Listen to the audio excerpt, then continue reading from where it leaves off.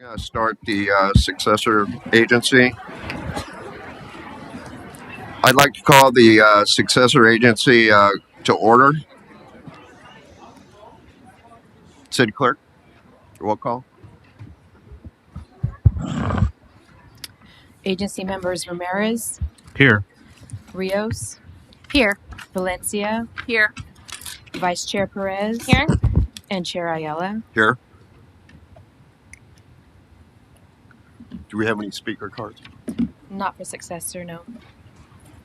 There's 4 consent items for consideration. Is there a motion to I'll approve? second. Roll call.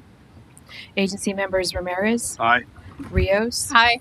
Valencia, Aye. Vice Chair Perez, Aye. Chair Ayala. Aye. Do we have an executive director's report? Chair Ayala, tonight we don't have a executive report. Okay, thank you. Then we have no speakers. We're adjourned. Thank you. Shh, shh, shh, shh, shh, shh. I'd like to call the regular meeting of the Housing Authority to order. City Clerk. Commissioners Ramirez, Here. Rios, Here. Valencia, Here. Vice Chair Perez, Here. Chair Ayala. Here. Sorry, Commissioner Hernandez, I believe that she's in the audience as well.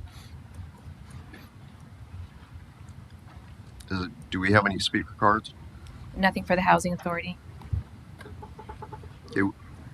We have 3 consent items for consideration. Is there a motion to approve the I'll move consent it. calendar? Second. Do we have a Community Development Director report? I'm going to, can I do the roll call real quick before we move on? No, not tonight. No. I'm sorry. Couldn't hear I'm going to do the roll call real quick for the consent calendar. you. Gotcha. Commissioners Hernandez, Here. we're doing the consent calendar. Did you have anything to abstain on this evening? I do. What number would that be? 68785. Thank you. Commissioner Ramirez. Aye. Rios. Aye. Valencia. Aye. Vice Chair Perez. Aye. And Chair Ayala. Aye. Okay, do we have a Community Development Director's report? No report. Okay. Is there anyone wishing to speak under oral communications on any of these items? I have no speaker cards for the Housing Authority. No one's wishing to speak. This meeting's adjourned. We'll be moving into the council meeting next. Can we have a couple minutes to just rearrange? Yeah. Thank you.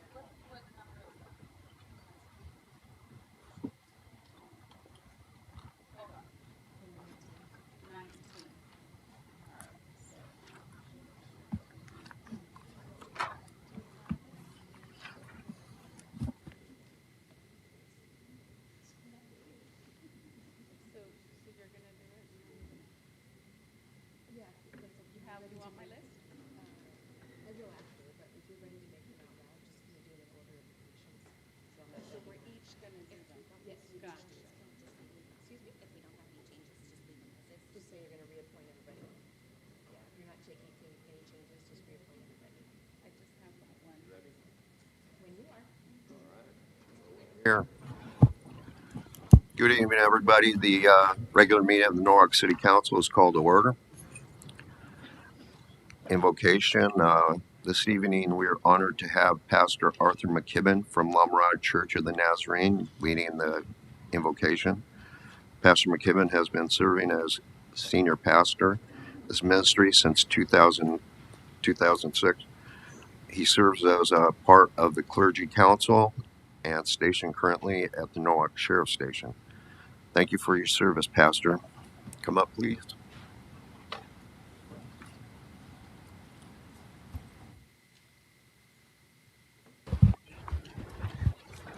Thank you. Thank you so much. I've been a part of the Clergy Council for Norwalk Station since 2008.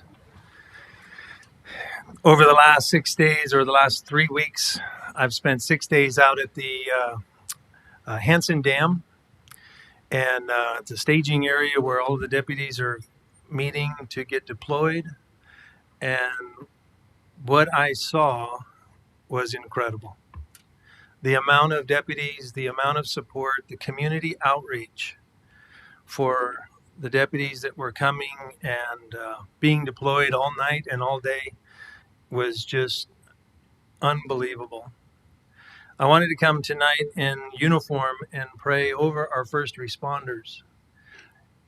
But I also would be amiss if I didn't recognize 5 other heroes of our community here tonight. Those 5 sit behind those seats right there that have been a part of this community and this council since way before 2019 and endured what I see as the hardest conditions that our cities have faced in a very long time. Many of them work jobs as well as serve our city. Many of them spend many nights and hours here working for the city, preparing for what we saw happen in other cities that has destroyed their cities. Our first responders, our public safety is top notch. And I just wanted to take a moment, because this city council was reelected just recently, to continue that work which you have been called to do for us as our community. And I want to take a moment and I want to ask everybody behind me to thank you publicly for what you guys have sacrificed in serving us as the Norwalk community. Thank you.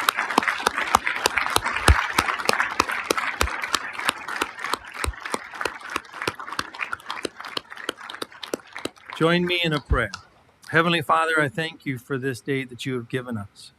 The breath that is in our bodies, the safety that we as this community feel right now. As we leave here, we go home, back to our homes. There are those that are displaced right now, Father, that need comfort, they need answers, they need help. And our city, through our social services, through our city departments, are reaching out. And those first responders, Lord, from the deputies, the sergeants, the lieutenants, the captains, Father, all the way on up to the commanders of our department, would you protect them? Would you bring comfort to them in the most tragic situations that they see? I'm sure there is a sense of being overwhelmed. Father, we pray for all those, the firefighters, the nurses, all of those who run to danger when everybody else wants to flee. Those who have promised to serve and to protect. Father, would you just wrap them right now in your grace and in your strength? Some of them are working on hours upon hours. Would you give them rest? Lord, would you put an end to these fires? And would you help us to help those who have become less fortunate? And may we always trust in you. in all things. Continue to bless our city of Norwalk. In Jesus' precious name I pray. Amen.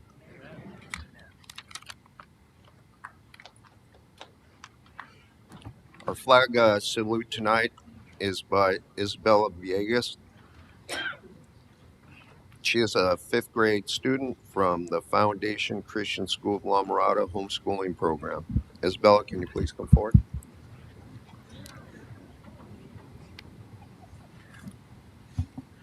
Audience, please rise. Please place your right hand over your heart. Ready, begin. I pledge allegiance to the flag of the United States of America and to the republic for which it stands, one nation, under God, indivisible, with liberty and justice for all.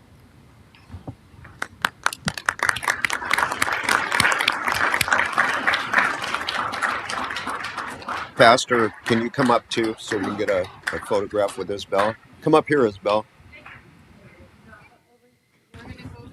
Yeah, no, we're going to go there. Come on, Council.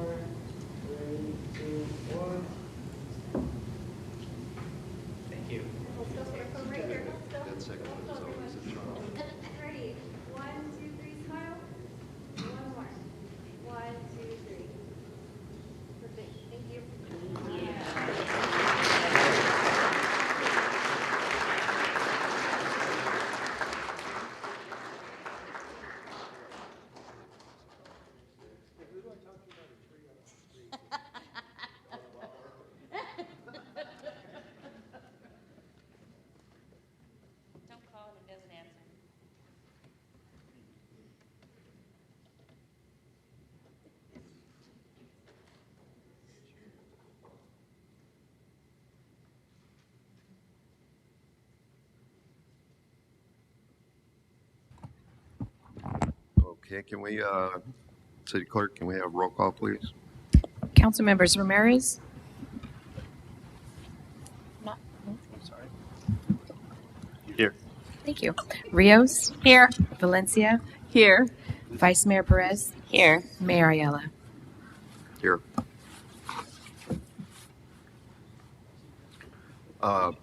City Attorney, can we have a closed session report, please? Huh?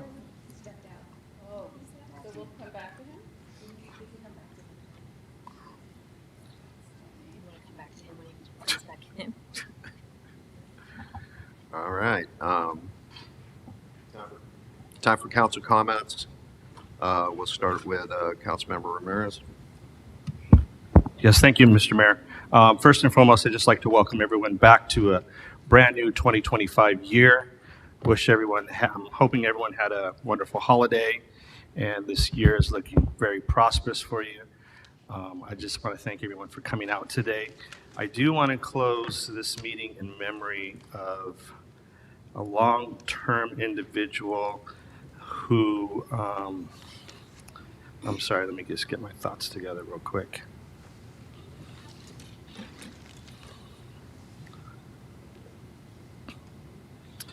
A long-term member by the name of Pastor Reggie Bowie, who recently just passed away.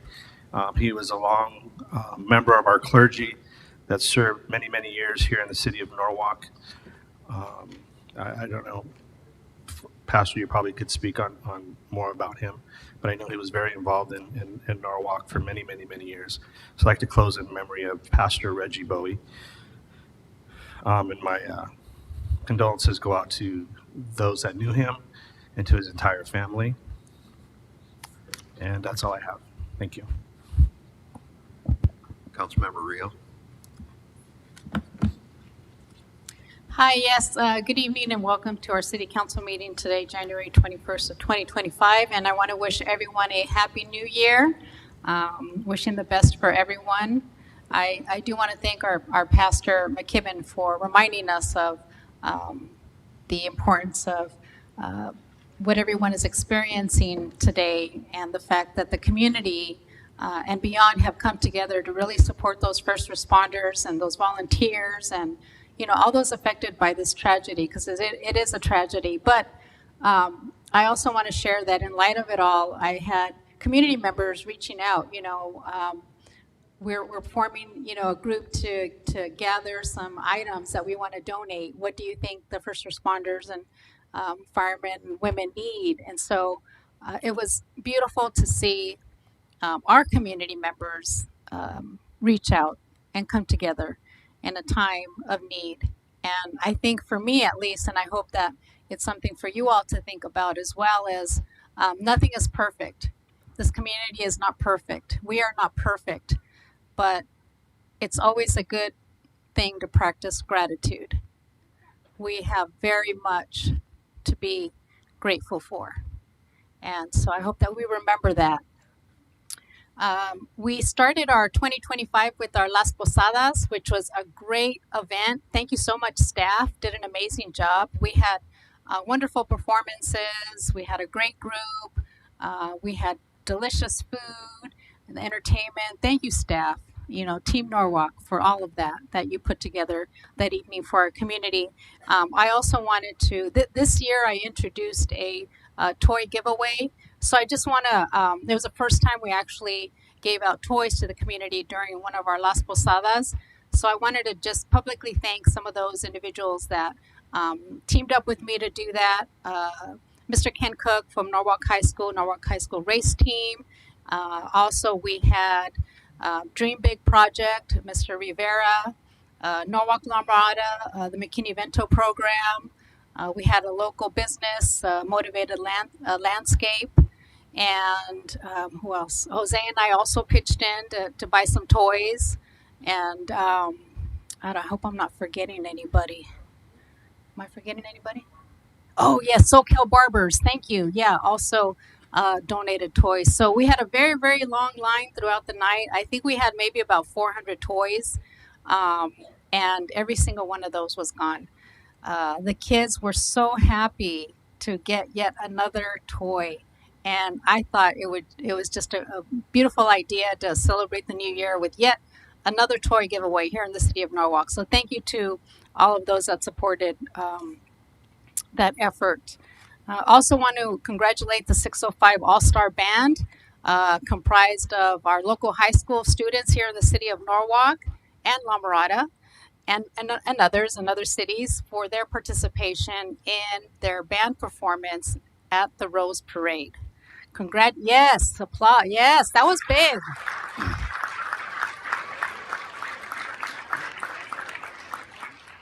A quote from a lot of them: once in a lifetime experience, something they worked so hard for, something their parents worked so hard for.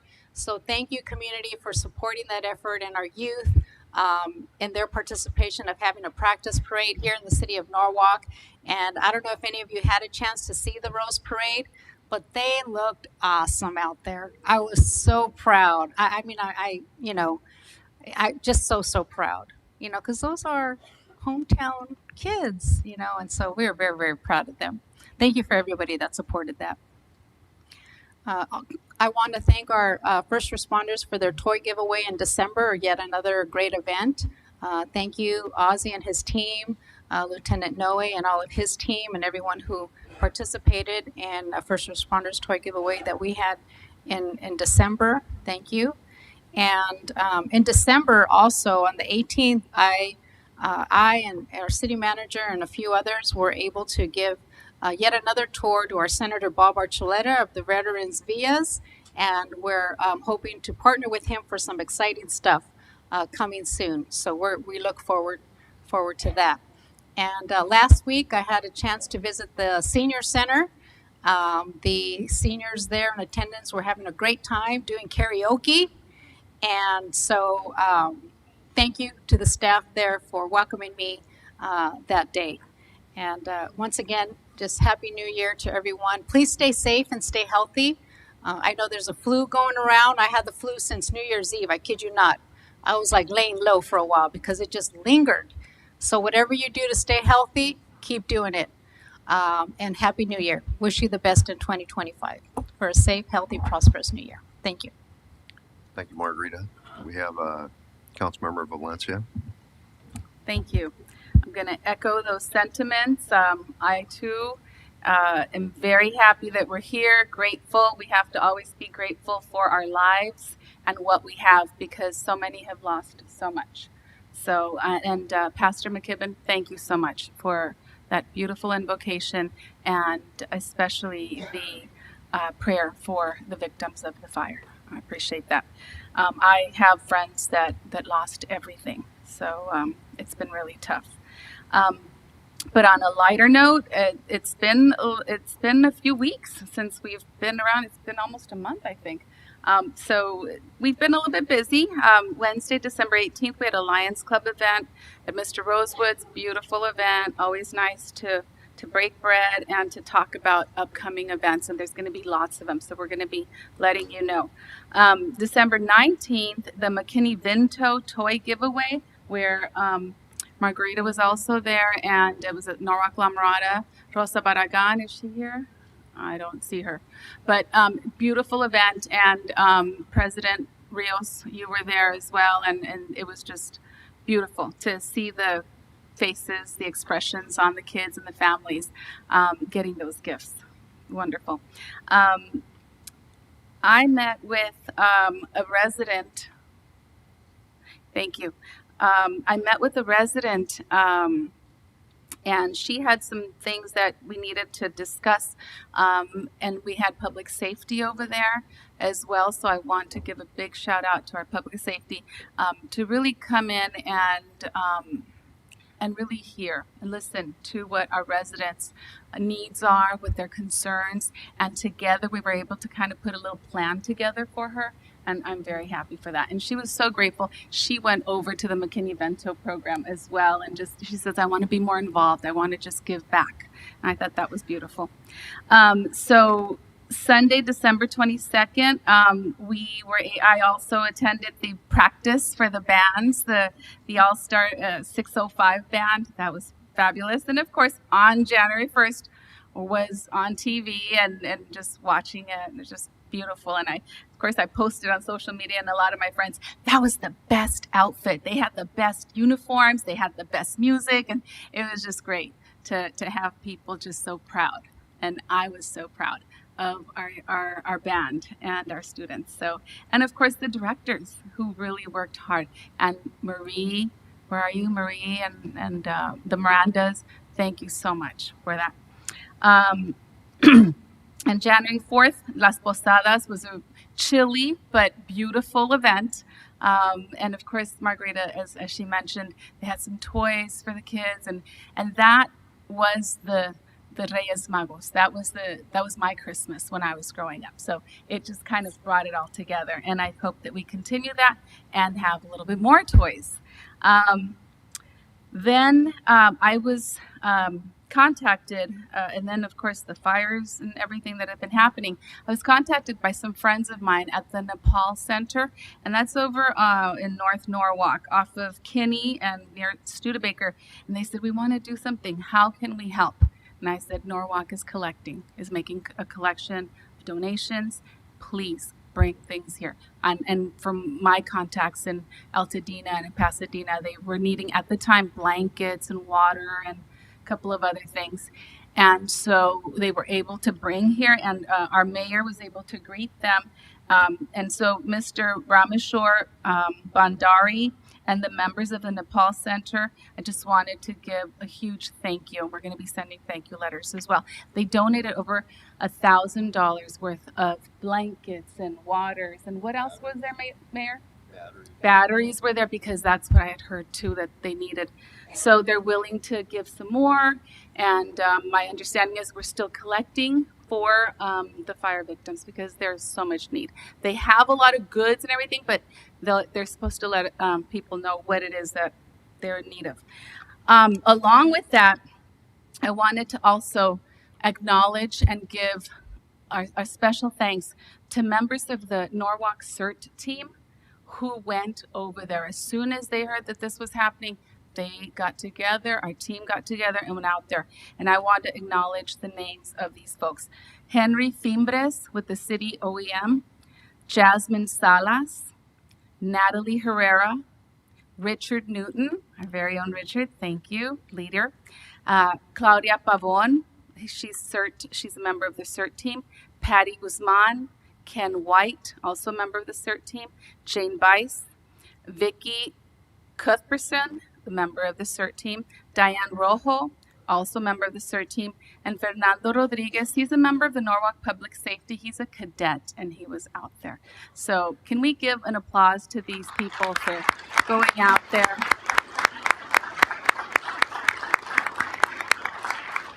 Thank you. Thank you. And thanks. And I know that and I know that they've gone a couple of more times, probably going to go again because there is a need. I want to also end with the Lion. We're going to have a food distribution, and it's going to be over at, what are the streets, city manager? On Manuel Salinas, entry Down Imperial, Bloomfield is the entrance. Bloomfield is the entrance, and then they go around and they go in through Volunteer, I believe the street is. So that's going to be this Saturday from 8 to noon. Yeah, from 8 to 12. So come on out, tell your friends, tell everyone. It's a partnership with the city, the Lions Club, and a couple of other folks, but lots of volunteers out there. So please spread the word. There's a lot of need. Even those of us that are not victims of the fire, there's always a need. And some really good food is given out, canned goods, dry goods, and meats and whatnot. So please let them know, okay? We'll be waiting for you there. Thank you. Thanks, Anna. Vice Mayor Perez. Thank you, Mayor. Good evening, everyone, and welcome again. I just have a few things. I want to give a huge shout out to the United Parents Club here in the city of Norwalk. They do so many things throughout the year, and I was able to attend their big holiday celebration towards the end of December. It was great to be able to go and break bread with them and dance and celebrate and just really get ready for the holiday season coming in. A huge thank you to everybody that participated and volunteered. Whether you were a student, a community member, our businesses, our public safety, our first responders for the Norwalk Santa Sleigh program. Santa Sleigh is something very near and dear to my heart, and it is great to see that we have our Santa Sleigh going out to the various schools and neighborhoods each and every year, and that is 100% a volunteer nonprofit organization. So a huge thank you to the family that continues to put it on each and every year.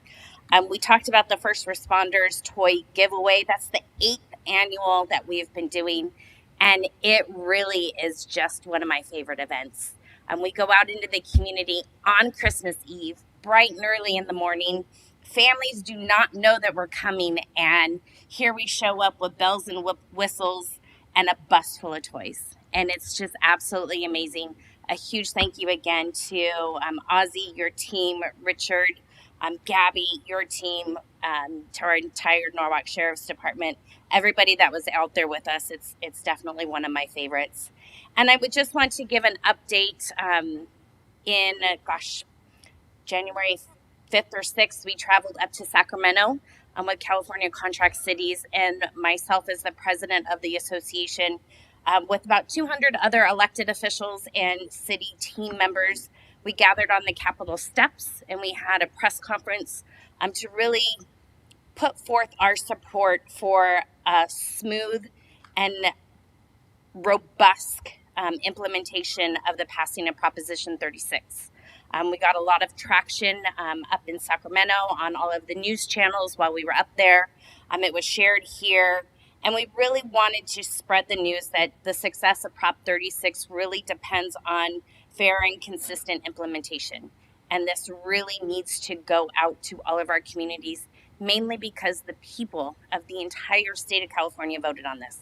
It's not an individual bill that legislators write and get behind, but this was something that was actually voted on by the people in the November election.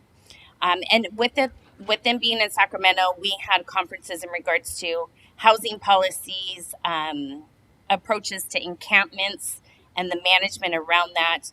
We talked about our legislative platform and what's important for local control. We met with over 30 legislators, to include the Attorney General and the Assistant Director of HCD, which are some of my favorite people to be around. So we actually stood very, very strong together, fought for local control in what is the most needed here in our communities, and we will continue to do that. So that's just takes us up to the first couple weeks of 2025. And looking forward to so much more to come to all of you. So thank you again for being here. And that's all I have tonight, Mayor. Thank you. Thank you, Jen. Busy lady. Can we have a closed session report on? Yes, thank you very much, Mr. Mayor, members of the City Council. The record should reflect that the City Council convened with all 5 members present for the items listed 1 through 4 on closed session, and the following is my report. On item number 1, conference with legal counsel, existing litigation, the state of California versus the city of Norwalk. On that matter, the city council received an update on that existing litigation, but there was no final action taken and nothing further to report. On items 2 and 3, those items were both presented to the city council. There was no action taken on those items, and there's nothing required to be reported. On item 4, that item was presented to the city council, but there was no action taken. That concludes my report from closed session. It's appropriate to continue with the open portion of the meeting at this time. Thank you, Mr. Glassman. City Council tonight is recognizing the LA County, Norwalk, and Laundry Libraries Bookmark Contest winners. Recently, the LA County Library hosted their 45th annual bookmark contest. Young artists from kindergarten to 12th grade were invited to participate. Tonight, the city of Norwalk and the county's Norwalk and Laundry Branch libraries are proud to announce the K through 12 winners. Would the winners that are here today please come up? And also, if we could have Cheryl Aguilera, the community library manager, come forward and help us present the certificates to the students. Their designs are up here on the screen, and so we can take a look at. Council, let's get out there and then we'll take a group photo. So do you want to go ahead and Yes, good evening. Good evening, Okay. Mayor Ayala. I will go ahead and call the winners. Thank you for having us. We are very happy to honor the 8 winners of the LA County Bookmark Contest. Unfortunately, 1 was not able to commit, but hopefully the 7 are here. So I'm going to start with Norwalk Library. Mark Fees, please come up.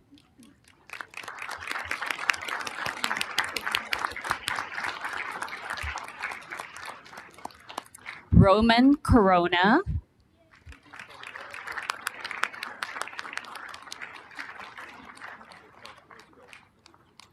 Mary de la Vega wasn't able to come out, but our next winner from Norwalk is Laurel Rodarte.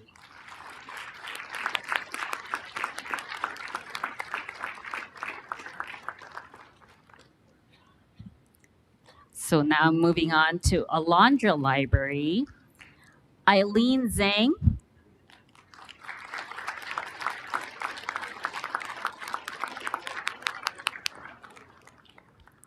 Yanis Gonzalez,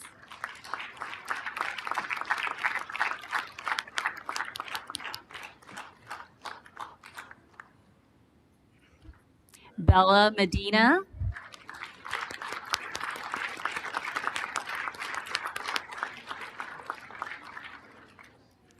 and Leila Avila.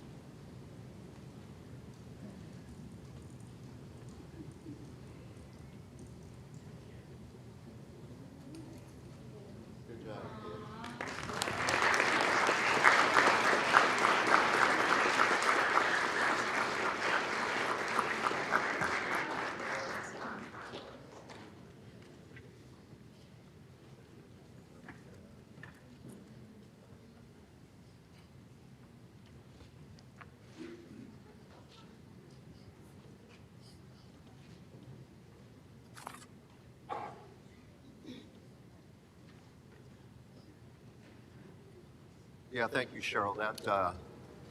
That program's has gone back for nearly as long as I can remember, and I remember working with Marilee Marrero when she was library manager, and Kathy Saldine over at Londra, and it's always good work by the students. So, thank you. Our second special presentation is to recognize the City Hall Holiday Window Decorating Event participants and families. On December 2024, the City of Norwalk held its annual Holiday Window Decorating Event. Many families and TAP students painted Norwalk City Hall's office windows.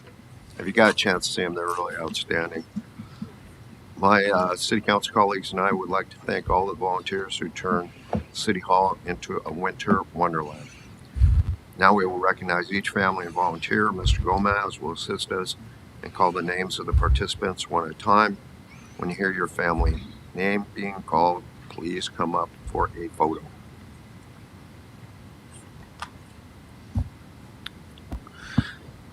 Thank you, Mayor Ayala and members of the City Council.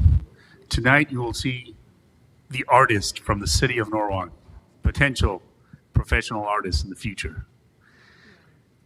This is a City Hall holiday window decorating event with families who participate, who paint our City Hall windows so that when people come and visit City Hall, they see the art displayed here at City Hall. So when you hear your name or family called, please come up to the front to take a picture with City Council. And we'll begin with the Arvizu family.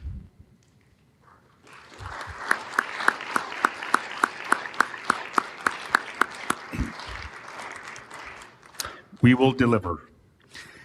Next, we have the Camarena and Queseda families.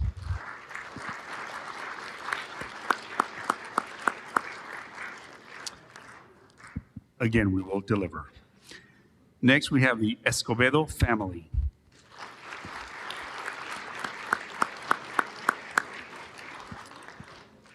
More deliveries. Next, we have the Garcia family.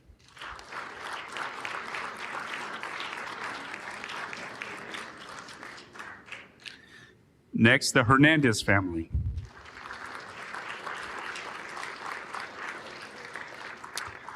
The Monroy family. There we go. Winner, winner, winner.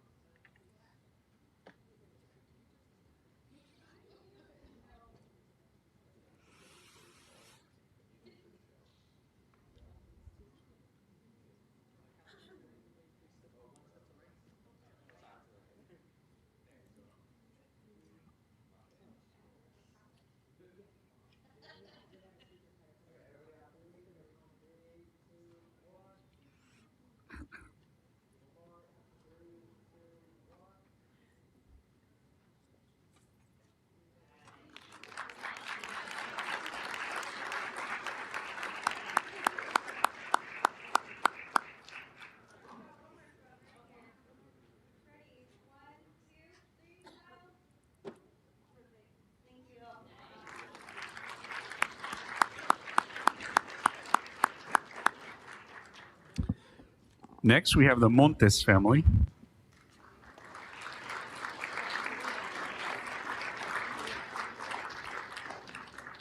The Padilla family.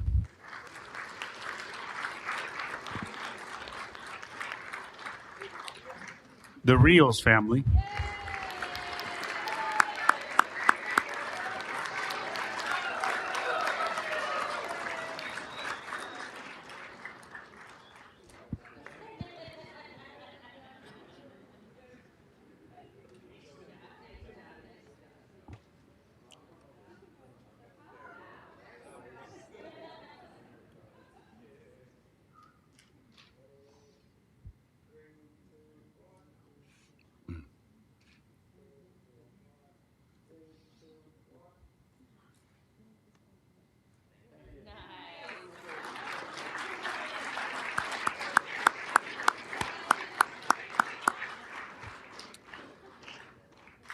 Next, the Vega family.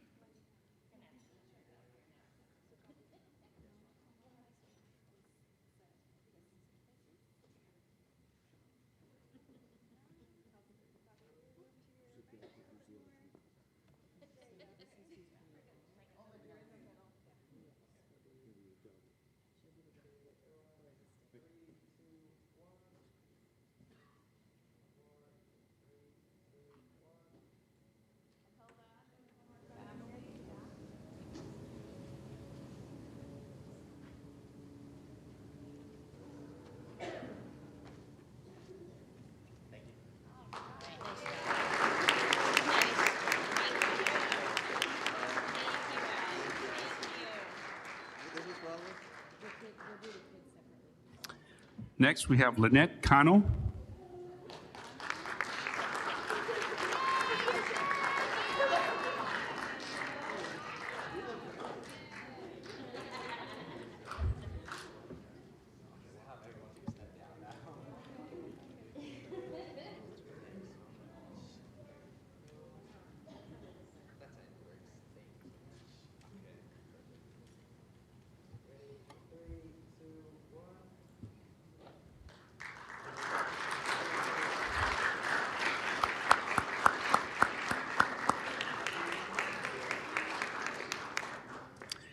Next, we have Claudia Serrato.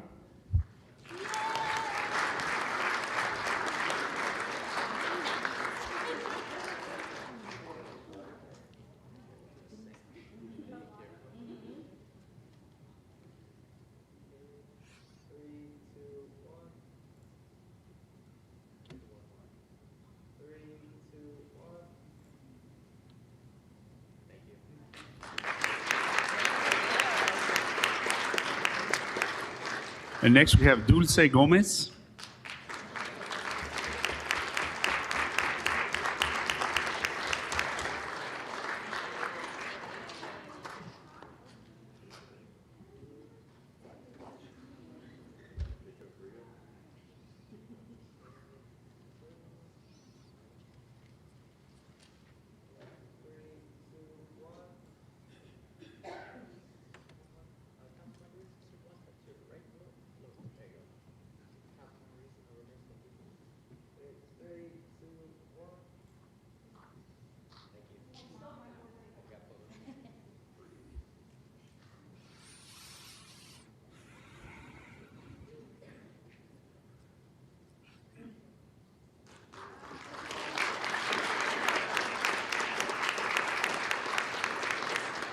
And up next, Joaquin Vega.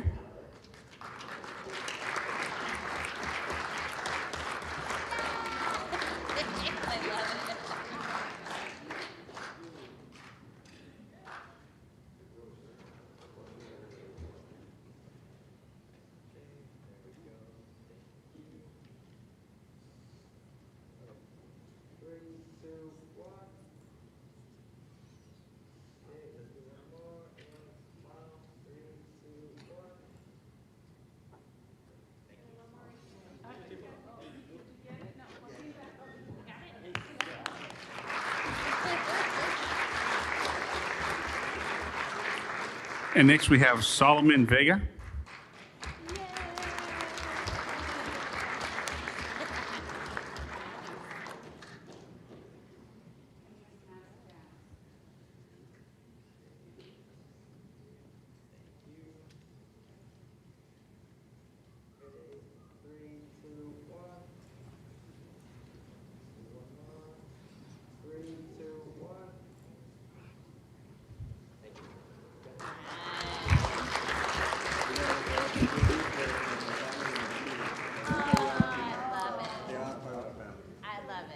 And that concludes our greatest artist here at Norwalk.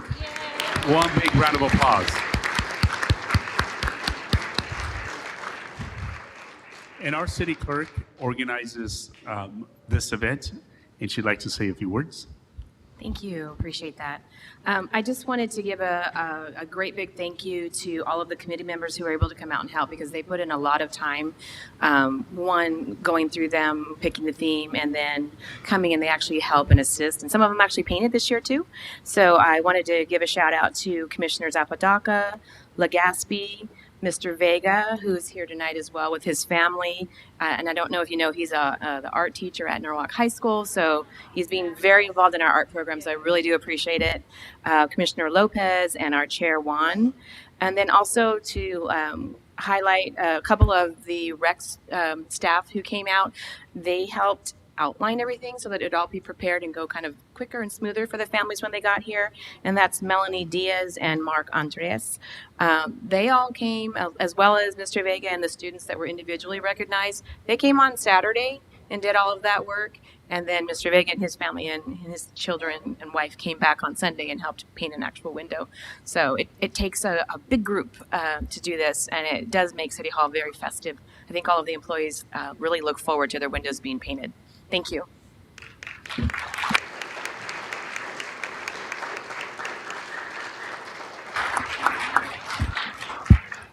Okay, thirdly, City Council is recognizing the 12 and under youth football Norwalk Vikings team for winning the AAU League Super Bowl. We are honored to recognize the outstanding achievement of the Norwalk Vikings, a 12 and under football team representing our city in the AAU League. This incredible group of young athletes showcased their talent and determination during the AAU Super Bowl held on Sunday, December 8th in San Bernardino. In a hard-fought game against the Huntington Beach Chargers, the Norwalk Vikings emerged victorious with an impressive final score of 42-27. The team roster includes 26 players, many of whom are proud Norwalk residents. The Norwalk Vikings were led by head coach Robert Penny Jr.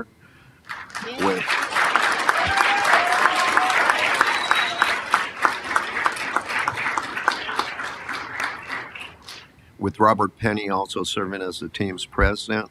These young athletes gave it their all, exemplifying teamwork, sportsmanship, both on and off the field. Congratulations to the Norwalk Vikings for the incredible victory and for representing us with such pride and excellence. Let's give a round of applause to the team and their coaches.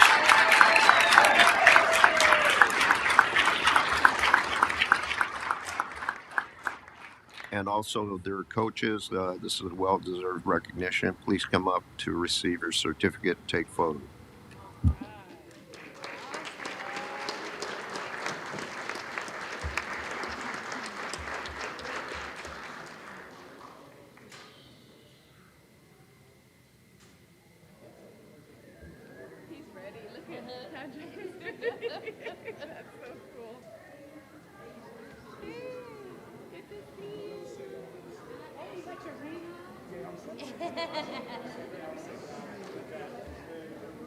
We'll give Eric a high five. How about that?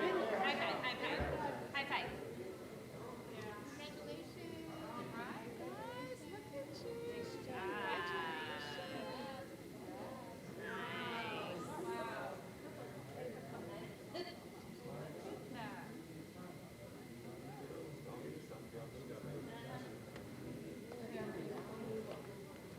Make your second row.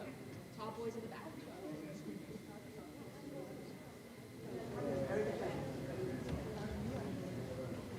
Take a knee, maybe.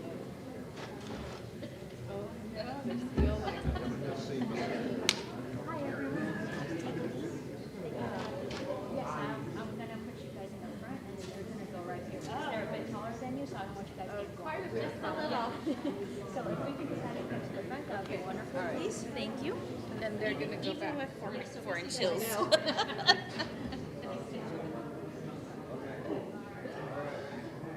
First row, back here.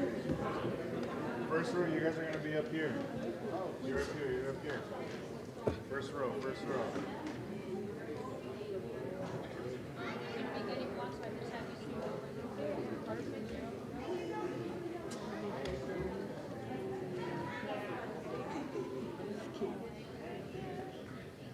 Yes.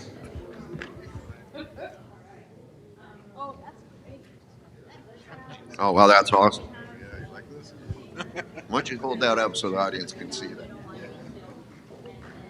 That's it. That's what happens when you win the Super Bowl, right there.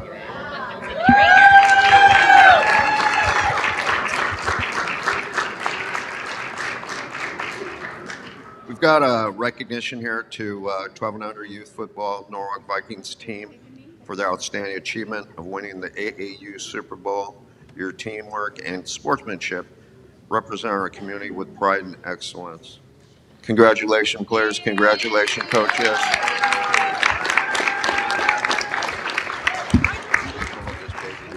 right, sir. Now you come over here. All right, so you're going to be in the front, and you as well. So you come right here. We're going to let council squeeze in the middle. Yes, and the mayor is a popular child. So the vice.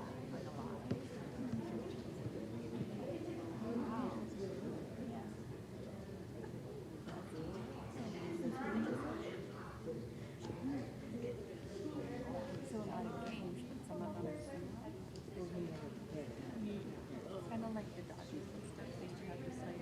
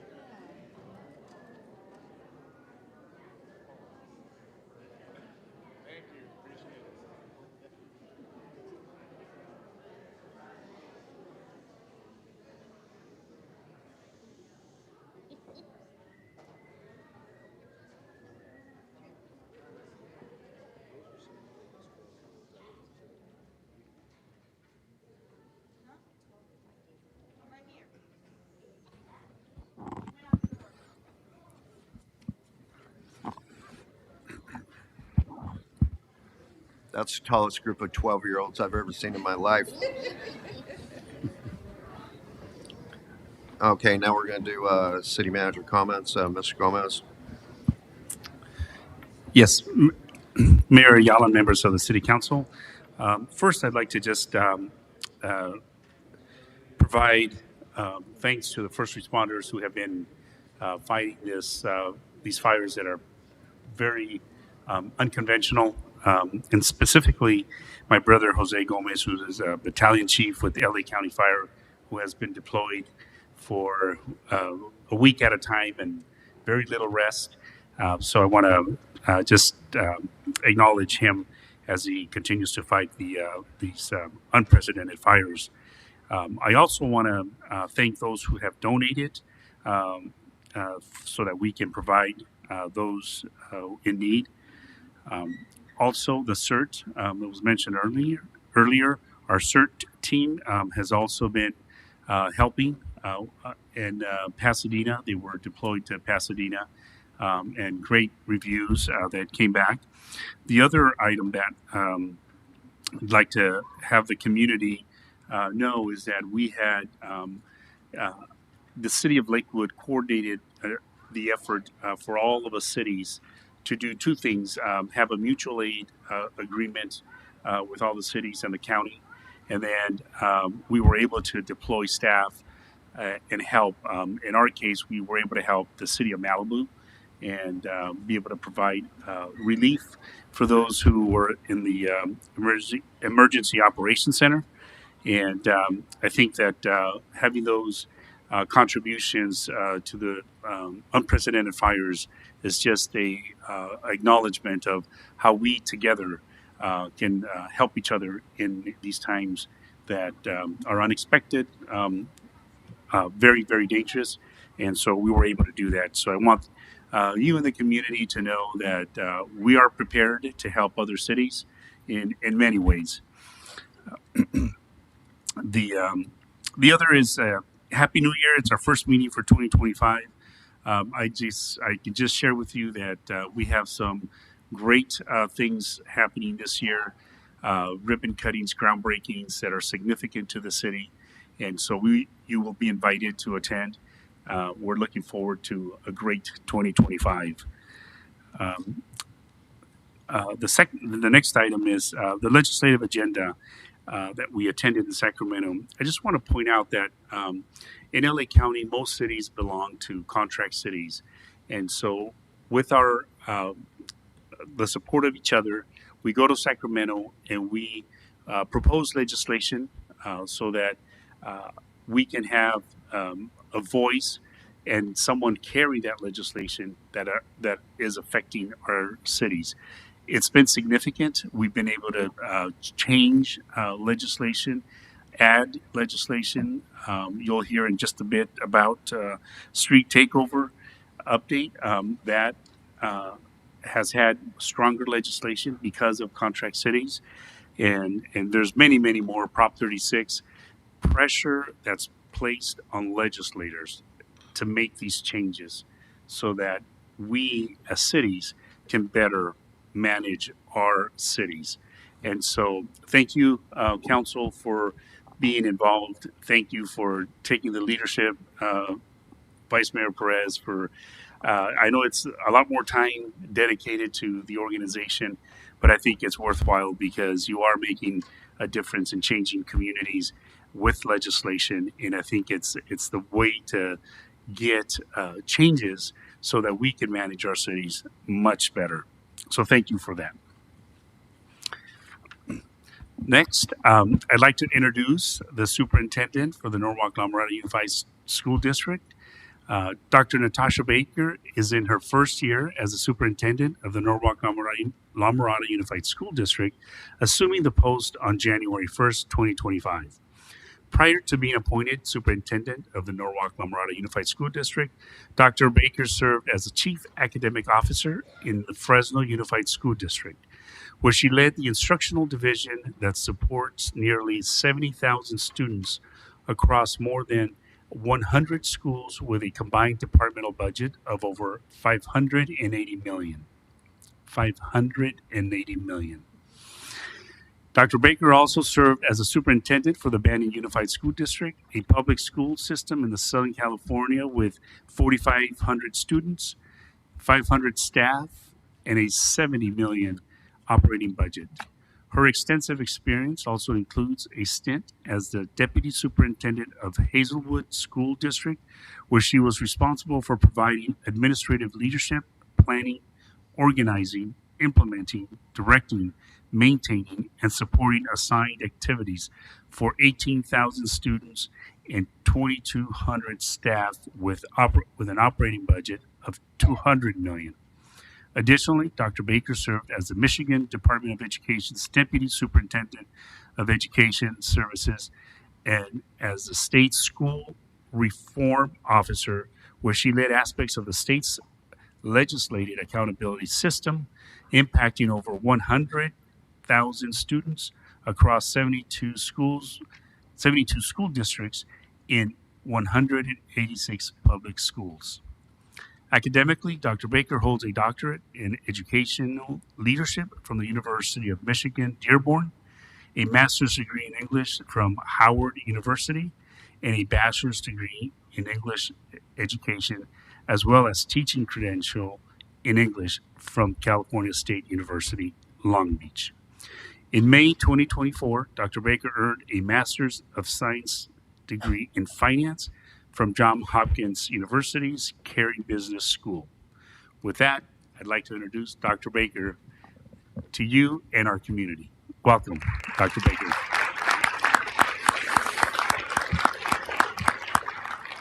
Thank you, Mr. Gomez. All that means is I've been in school way too long. No more degrees for me. Thank you so much for the opportunity to just kind of be introduced to the community, to the Rios family. I really appreciate you as well and just inviting me to different community events, because when you're the leader of a school system, it's important not to just be about academics and finance. I want to be a member of the community and make sure that I'm present at different events so that I can connect with students and families. And so you'll see me at different events as well. I wanted to just come tonight to let you and the community know that for the first 90 days, I'll be really focusing on better understanding the great work that's in Norwalk La Mirada's Unified School District, and also connecting with partners to do future planning.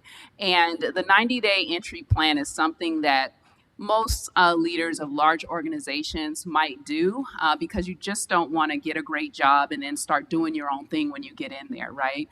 We've got 15,000 students, over a $200 million budget. We've got labor partners for teachers and, CSEA workers in our school system. And we really need to take care of everyone, families, students, and staff, in order to go to the next level. And so on our website, and what you council members have in front of you, is a sample of, or not a sample, but an actual copy of the 90-day entry plan for the superintendent. And we were able to get some feedback from our labor partners and our board members and staff prior to publishing this. And anyone in the audience or under the sound of my voice, you also have access to the 90-day plan. You just have to go to nlmusd.org, and it's right on the front page. And what I'd like for you all to know is that for the first 90 days, I'll be focusing on 3 goals, one of which is engaging our stakeholders, wanting to make sure that I better understand all of the accomplishments that we've had over the last several years, but also where we want to go and how we want to build on those accomplishments. And so building relationships at the forefront is really important. Second goal that I have is about sustaining excellent teaching and learning and performance. And what that means is that there are a number of items where I'm going to be listening to parents, connecting with students, connecting with families around the academic options that we provide, what's going well, and what we want to do to go to the next level. Again, it's really important to listen to the voices that are impacted on the front end before we start making some major decisions, or before I bring decision-making components to the school board. And then finally, what I'd like to do in the latter part of the 90 days is about planning with partners. Again, you never want to get a big role and start doing your own thing without input and without a team. And I'm very team-oriented and really service-oriented. And so what you can expect from me is a lot of listening and learning during these first 90 days and thereafter, but always planning with the community in mind, with the community members, with council members, with business leaders, as well as our staff and our parents and our students. It's part of my leadership style, and that is what's pretty detailed in the plan for all of you to kind of review. And I welcome your feedback as well. This is a working document. So that's all I wanted to come tonight and share. I really appreciate the opportunity to connect tonight, and welcome any opportunities to meet one-on-one to talk further about the 90-day entry plan, or even what our partnership could look like in the long term. Thank you. Thank you, Dr. Baker.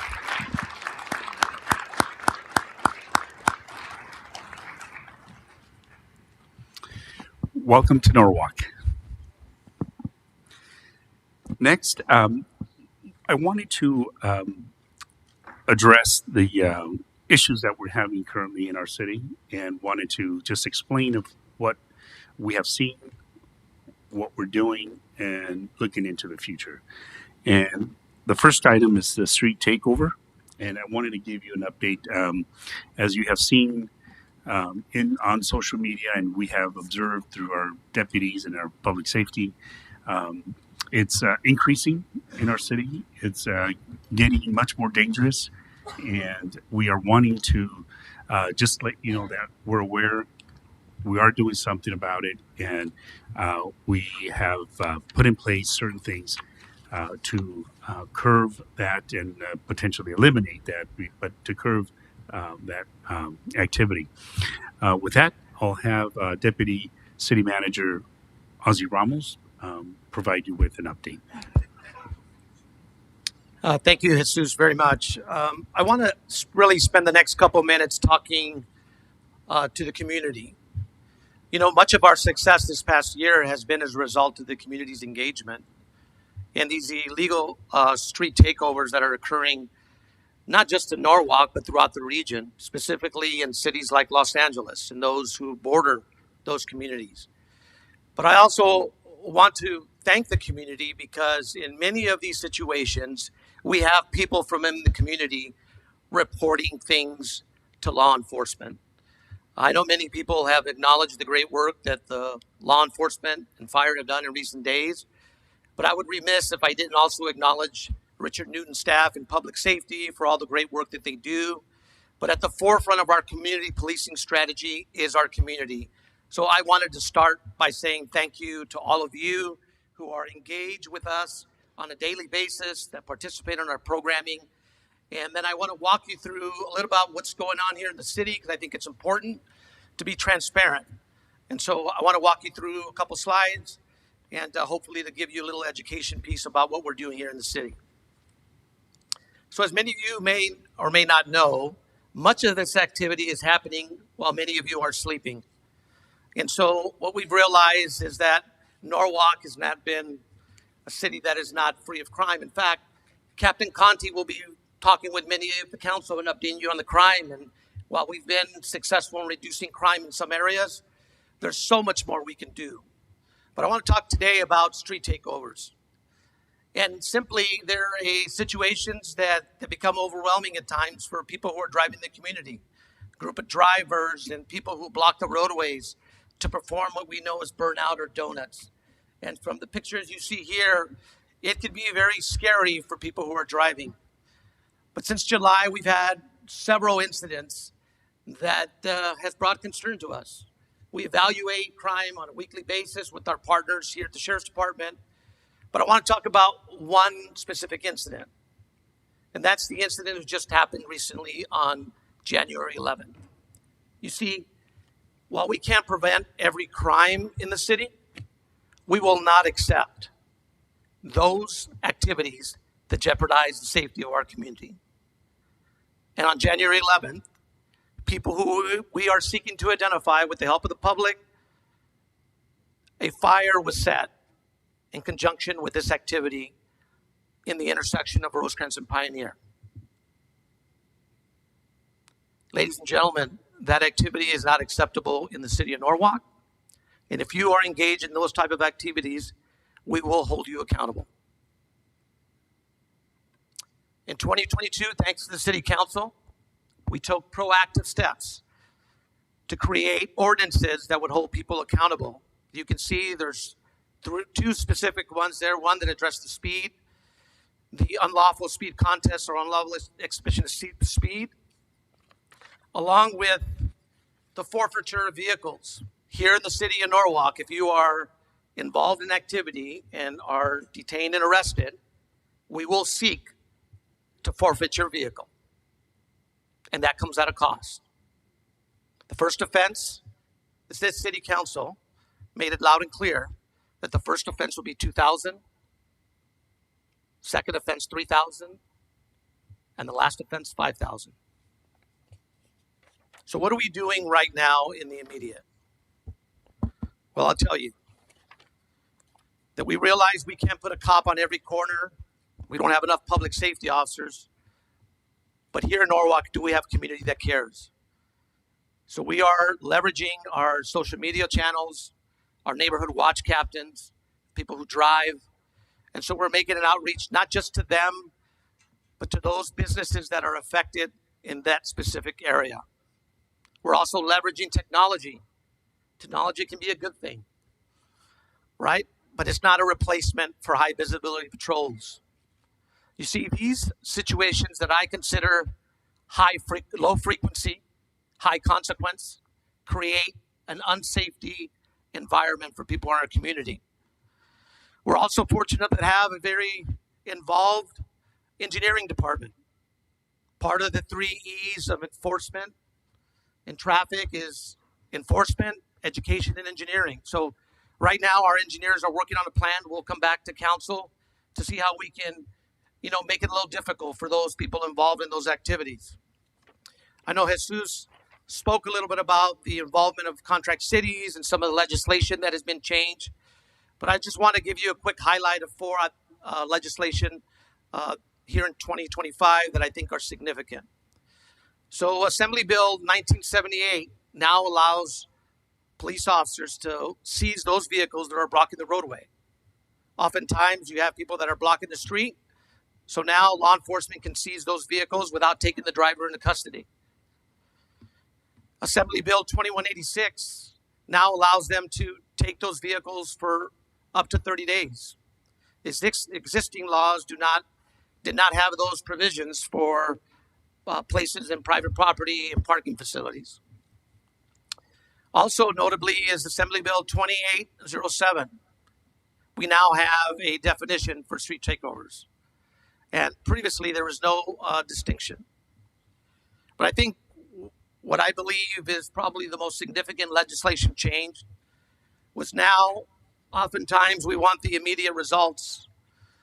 But now if we identify your vehicle being involved in these street takeovers, members of law enforcement pursuant to a search warrant can seize your vehicle, whether it's on public or private property. And that's similar to how we treat these felony evading cases that sometimes perpetrators leave or get away. We can now have legislation that can help law enforcement minimize these type of events. I've also want to say and communicate to those parents. We realize that you may have sons or daughters involved, or you may hear being interested in being involved in these type of activities. Please take an active role. We know that when parents communicate with their kids and family members, that we can minimize these type of incidents in our city. In fact, I think the Sheriff's Department does a great job in their social media channels. We realize that there are aficionados. Norwalk is not exclusive to any other communities that have car clubs.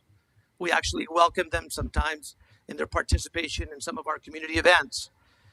But if you have a desire or a need for speed, well, let me tell you, the Sheriff's Department you can go to their website, but there are Southern California street-based racing venues that you can go to and use to participate. So what are our next steps? Is we're going to continue to partner with our community to identify those responsible. We're going to continue trying to leverage our engineers to come up with ways that we can mitigate these type of activities.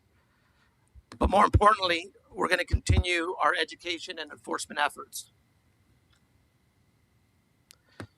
And that concludes my report. Thank you.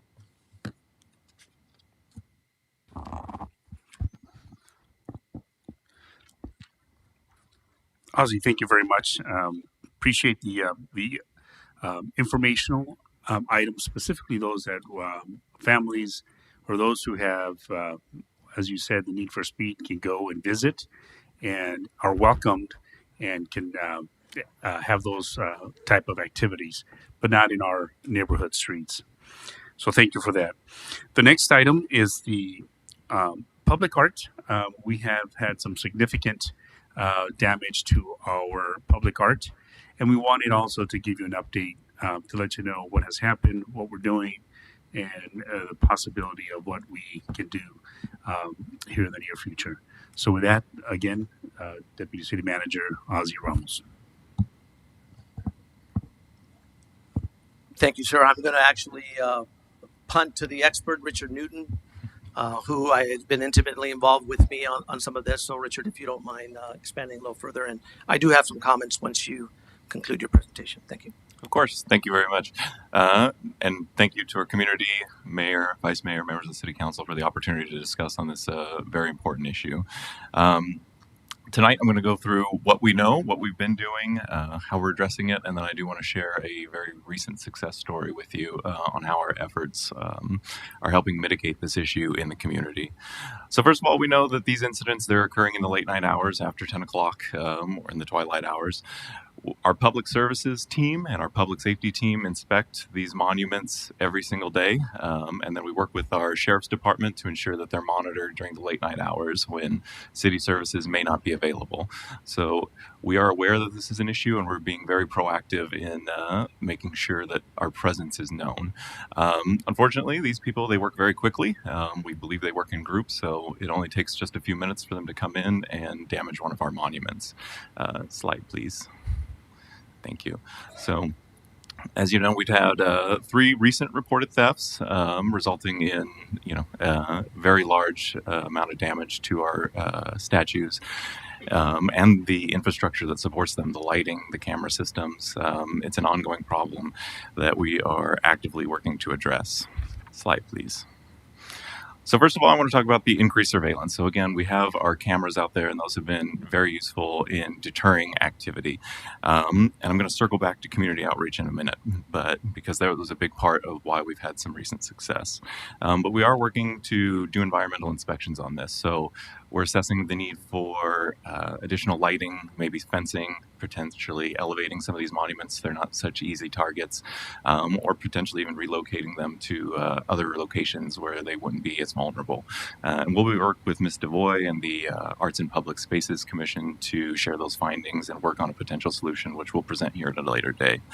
But I want to circle back to our community outreach and how that's been so successful. So this weekend, we were able to make an arrest on felonious vandalism on one of these public spaces, because in working with our community partners, they were able, they're just as big of a part in monitoring these. So they saw something, they immediately reported it in, and unfortunately there was some damage to city equipment, but we were able to apprehend a suspect, and that person is currently in custody.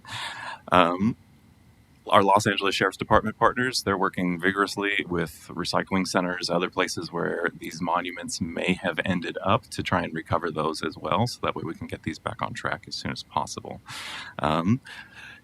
Again, this is a whole community effort. This is an ongoing thing. So, we have one suspect in hand, and that isn't the end of this. We're going to continue to work with our community partners, especially our business partners in that area.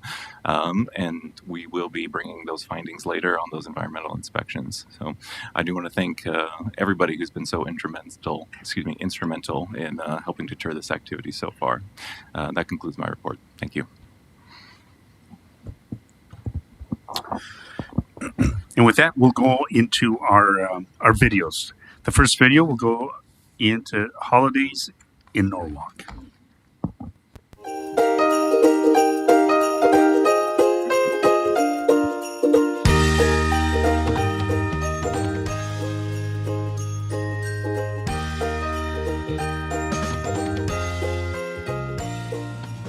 December in Norwalk was a sleigh load of cheer as the city jingled all the way through the holiday season. Here's a recap of all the holiday fun we had. The holiday festivities began on December 1st at City Hall with the annual City Hall window decorating event. Residents, staff, and council painted Minion-inspired holiday art on the windows to spread cheer and deck the halls. On December 4th, the City of Norwalk Public Safety Department teamed up with the Norwalk Sheriff's Station, Los Angeles County Fire Department, Raising Cane's, and Target for the Heroes and Helpers toy giveaway. First responders dashed through the aisles of Target, filling carts to make holiday wishes come true for 50 children. The holiday festivities continued on December 7th at the City of Norwalk's annual holiday festival, where residents enjoyed live entertainment, food trucks, and a beautiful tree lighting. On December 14th, the city hosted its annual Angel Tree event, gifting hundreds of presents to children in the Norwalk community. Thank you to all of our generous donors and volunteers. Throughout December, Santa Claus came to town to visit families in Norwalk, thanks to a partnership with the Santa Sleigh Foundation. He made stops at multiple locations, meeting kids, taking photos, and hearing all their Christmas wishes. From live carolers to free hot cocoa, live entertainment, and a festive tour of the historic home, it was a holly jolly time for all ages at Holidays at the Hargett House. Before Santa delivered presents, the Norwalk Transit Stuff a Bus was busy spreading holiday cheer. Thank you to the Sheriff's Department and Norwalk Public Safety Department for helping guide Santa, Rudolph, and the Stuff a Bus. The festivities wrapped up in style with a New Year's Eve celebration on December 31st at the Senior Center, where seniors waltzed into the new year with dinner and dancing. Thank you to everyone who helped make this a holiday season that'll go down in history. Wishing you a holly jolly new year, Norwalk.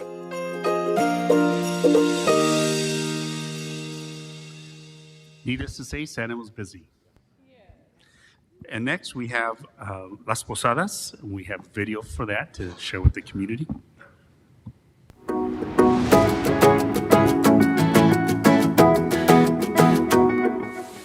This year's Las Posadas event at the Norwalk City Hall lawn brought our community together in the most festive way to kick off the new year. The night began with a warm welcome from city leaders and a celebration of our cultural traditions.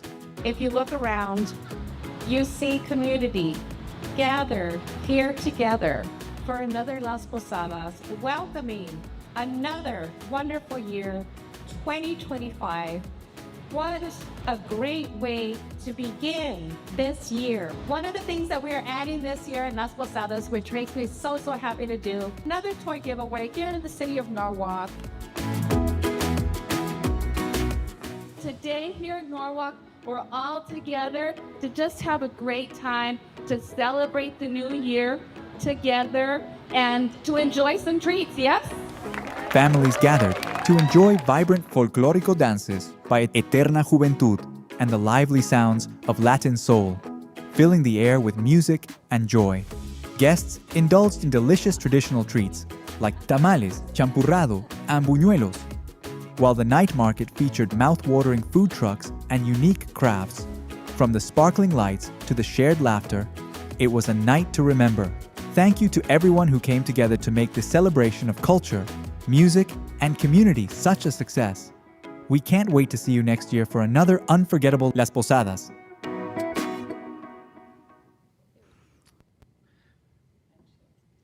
And then our last video is the bi-weekly review. So with that, we'll summarize our past 2 weeks.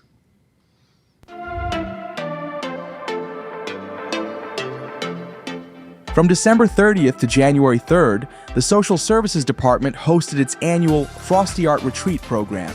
This year, 30 talented 5th grade girls came together for 3 afternoons filled with creativity, empowerment, and inspiration. The Norwalk Recreation and Park Services Department held its 2nd annual Sports and Fitness Expo on January 11th. Residents of all ages who attended the expo had the chance to learn how to adopt a healthier lifestyle, tackle new fitness challenges, and find the ideal sports organization to join. The Norwalk Senior Center held a Wheel of Fortune game night on Tuesday, January 14th. Contestants competed against each other, solved puzzles, and some lucky winners took home prizes. The Norwalk Social Services Department and Norwalk City Hall hosted drop-off locations to collect donations for those affected by the recent wildfires. Thanks to the overwhelming generosity of our community, we reached capacity after just 4 days and are no longer accepting donations at this time. This incredible effort demonstrates that in Norwalk, we stand united and show our support for one another. Norwalk held its annual blood drive at City Hall on January 14th. Thanks to all the donors, a total of 42 pints of blood were collected, with each pint having the potential to help up to 3 people. We appreciate everyone who donated and contributed to the success of the City Hall blood drive.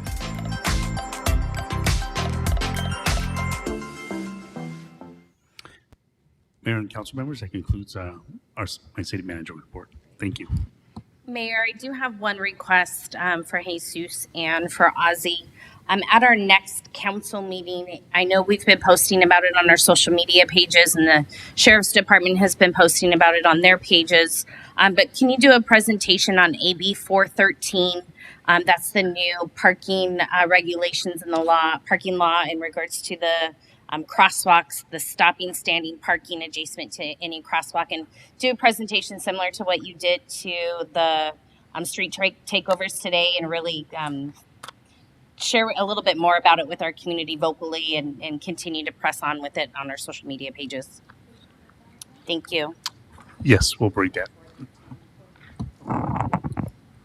Okay, next we have the consent calendar. There are 18 consent items. So moved. No, hold on. There are 18 consent items for consideration with change to item 9. Mr. Glassman? Yes, thank you very much, Mr. Mayor and members of the council. This item does not need to be pulled, but I just would like to reflect that there is a modification on item number 9, item 3 under item 9 for the Gateway Cities. Gateway Cities Council of Governments, that the delegate would be Councilmember Rios, the alternate would be Vice Mayor Perez, but all other appointments would remain unchanged, and that would be the only modification to item. Oh, he just has one too. Item 15 will be held over? Okay. Item 15 will be held over. But other than that, it'd be appropriate to entertain a motion to approve items 1 through, let's see, 1 through 18 with a minor modification to item 9, but not, we will not be acting on item number 15, will be held over. So moved as modified. I'll second.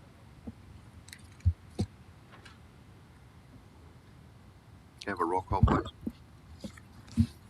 Councilmembers Ramirez, Aye. Rios, Aye. Valencia, Aye. Vice Mayor Perez, Aye. Mayor Ayala. Aye.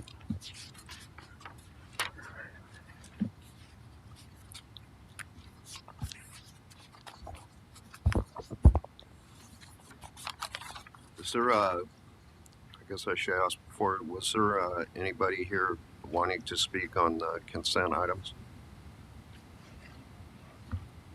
I didn't have any cards for that. I think the only cards that are submitted to you were for Yeah, oral I didn't- communications.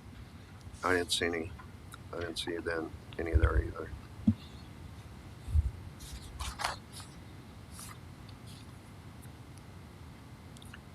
Are there any council appointments to an advisory body? Yeah, Mr. Mayor, I have some. Okay, go ahead, Mr. Ramirez.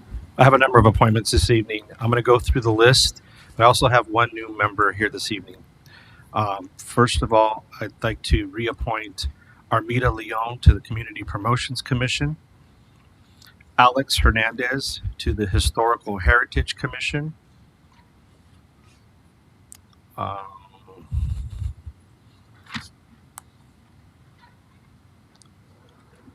Elmer Bizuela to the Public Safety Commission, Petra Pena to the Public Safety Commission, Martha Mesa to the Senior Citizens Commission, reappoint Charisse Acosta to the Social Services Commission, and I also have a new appointee tonight, Miss Millie Casillas, who is here and present. If you want to come up, I'll appoint her to the Social Services Commission.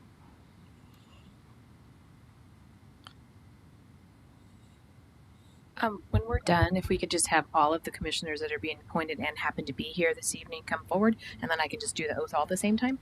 That'd be good. Okay. Good idea. But before we do that, could I just say a little bit about Millie before we move on? Is that okay? So I'm going to appoint Millie Casillas.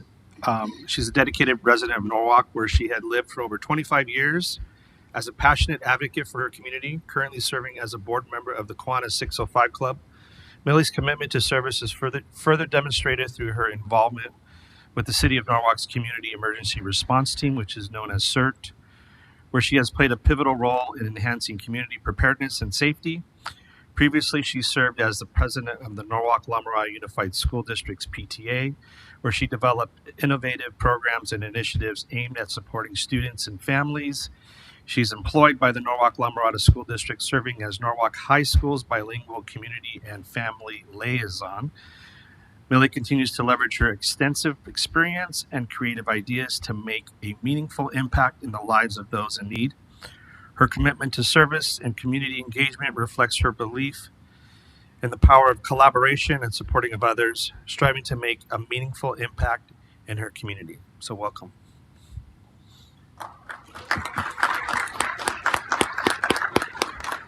So we need to take a vote on that, correct? If you'd like, we can do them all together. Yeah, let's do that then. So once we'll just have the council members make their nominations, and then somebody will second them all, and then we can just do the roll call then. Okay. I also have a reappointment, and he is here this evening, Mike Rosoff, to the Public Safety Commission.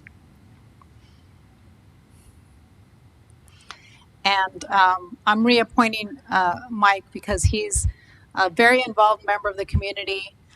He doesn't miss a meeting. He volunteers at different events. He has valuable input towards public safety. He's also a member of our CERT team, correct? And he's collaborates very well with staff. And so I'm gladly reappointing you to our Public Safety Committee.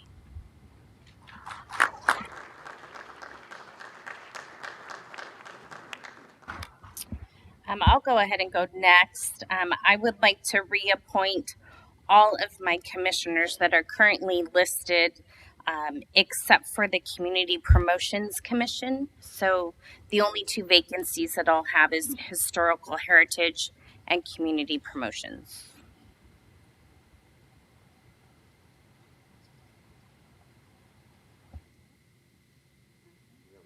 Yes, thank you. I am also reappointing my commissioners, and I am going to have, I think,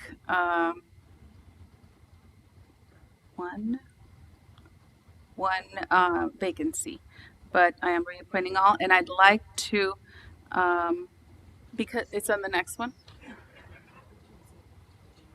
The one that I have a spot on is, I believe, well, we have the International Friendship, and then there is,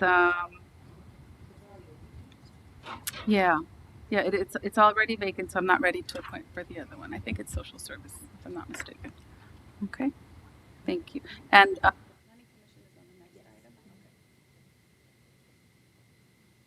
Is that it? Do you have any, Mayor? Yeah, I want to reappoint all my current commissioners. All your current ones? Yeah. Okay, now I just need one of you to second it. Second. Thank you. Well, except for your own. So who will can they just have somebody else for Councilmember Perez's? Second. Thank you. Okay. Okay. So I'll do the roll call now. You're back. Councilmember Ramirez. Aye. Rios. Aye. Valencia. Aye. Vice Mayor Perez. Aye. Mayor Ayala. Aye. And now, anybody who's in the audience who's been reappointed, please come forward to the podium area and we will go ahead and go through the oath. I think it's just the two of you tonight. I have a question. Yep. Because we go on to item 9, I do have the person here. I'm wondering if we might be able to save some time and have that person. Sure. If that's We can do okay. that. In the middle. That way, That's fine. That way, it's not independent. It's all together. But it's up to you, Mayor. So she's going to make her appointment for the Planning Commission right now. So kind of That is your combining both appointment items. for the Planning I have. Okay. Is that all right? Thank you so much. I would like to introduce Mr. Chris Macias. Chris. And yes, let's give him an applause. He is my appointment for the Planning Commission. Chris and I have been friends for years, and I have high respect for him. He's been in Norwalk for 32 years? 32 years, works for Norwalk La Mirada, a very active member of our community, and I think will serve our commission very well. So welcome, Chris, and congratulations. Yes, thank you. Will you second that one too? Second. Okay. Thank you. Okay, so if you don't mind, I'm going to have you all just please raise your right hand and repeat after me. I'll do it in small sections. I, and state your name, I, Michael Rossoff, do solemnly swear do solemnly swear that I will support and defend that I will support and defend the Constitution of the United the States Constitution of the United States and the Constitution of the State of California and the Constitution of the State of California against all enemies, foreign and domestic, against all enemies, foreign and domestic, that I will bear true faith and allegiance that I will bear true faith and allegiance to the Constitution of the United States to the Constitution of the United States and the Constitution of the State of California, and the Constitution of the State of California, that I take this obligation freely that I take this obligation freely without any mental reservation or purpose of evasion, without any mental evasion or purpose of evasion, and that I will well and faithfully and that I will well and faithfully discharge the duties discharge the duties upon which I'm about to enter. upon which I'm about to enter. Thank you and congratulations.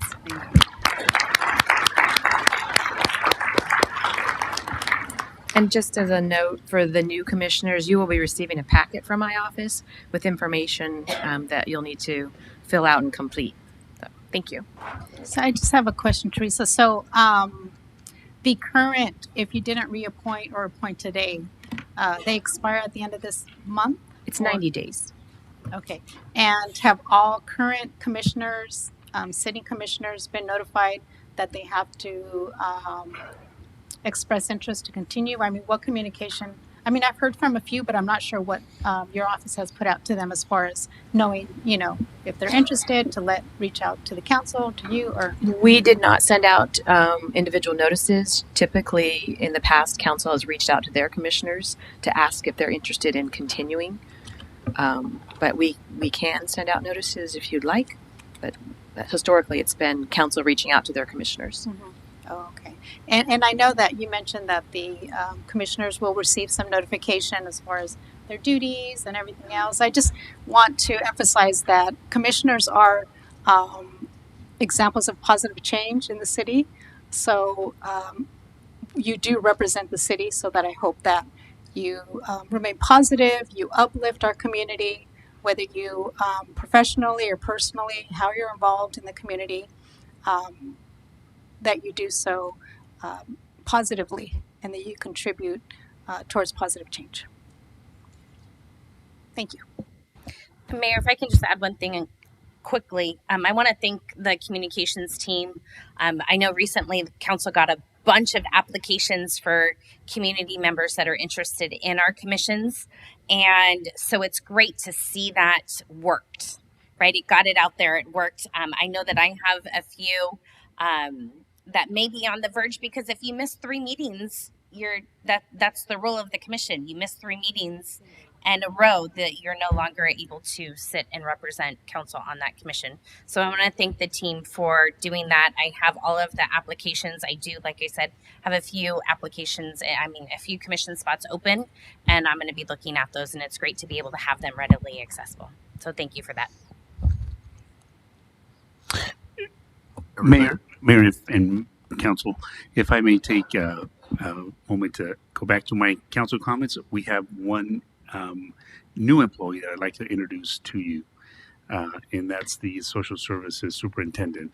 And if I may, Ms. Regalado will introduce him, say some comments about him, and will be a key component of our social services and our city team. Robert Rivera. Thank you, Jesus. Mayor and members of the City Council, I wanted to introduce Robert Rivera. He's behind me. He graduated from Cal State Northridge.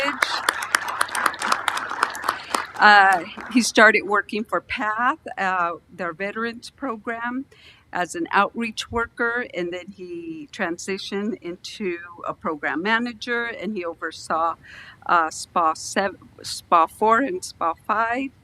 And then he went to go work for LASA, and he started working with single adult programs, families, and then youth. So I just wanted to welcome him to the team. Thank you.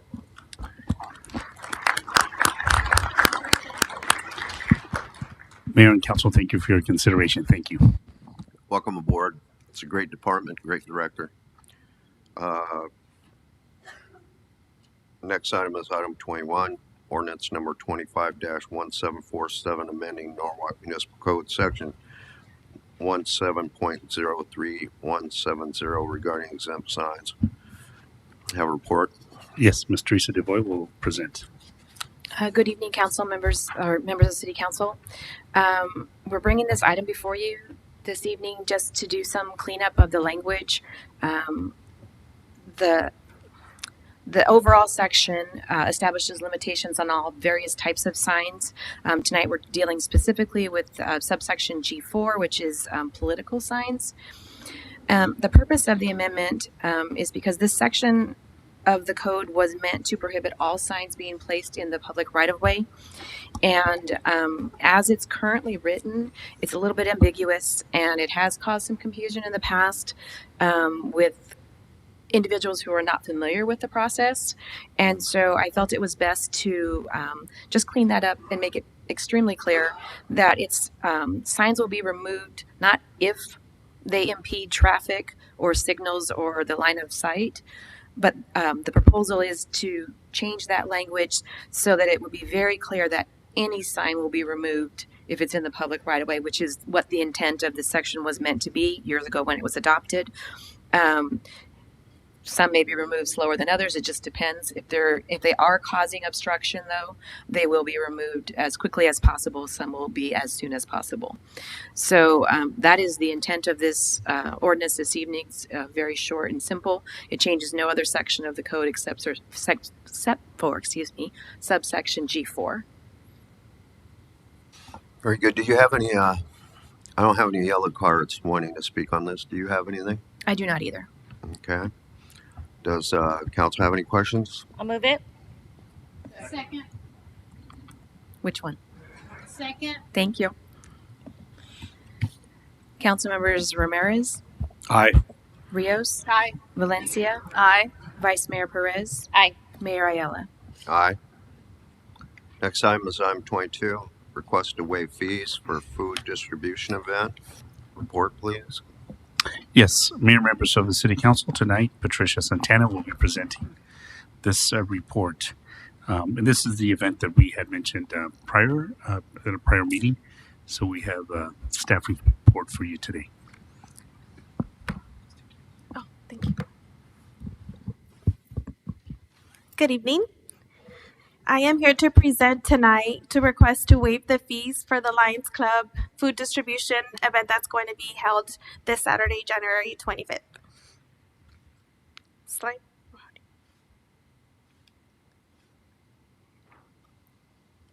So a little background. The Norwalk Lions Club is requesting to host a community food distribution event January 25th, how I mentioned. The event setup will start from 7 to 9 a.m. The event itself is from 9 to 12 p.m. and the breakdown will be from 12 to 3 p.m. The event would take place at the Los Angeles County Register Office Southeast parking lot, which is located at 1244 East Imperial Highway.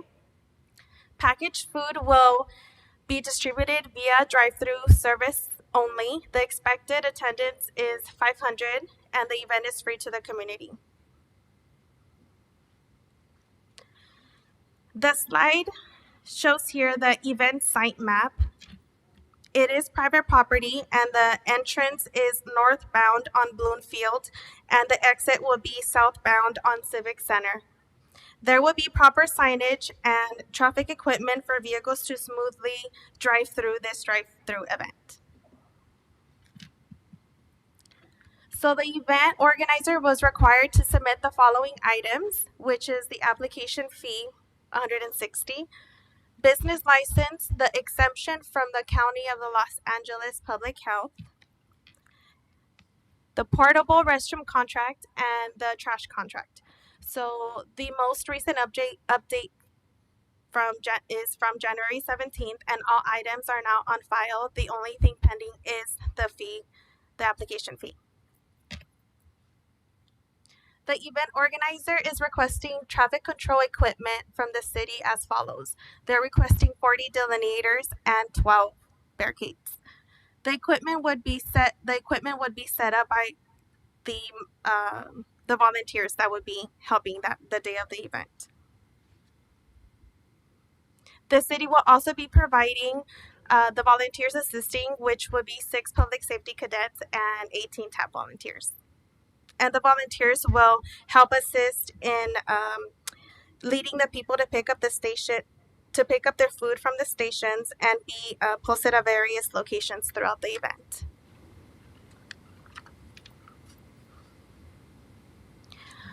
So the city will also support staff time, which is in total 400 and give me 1 second.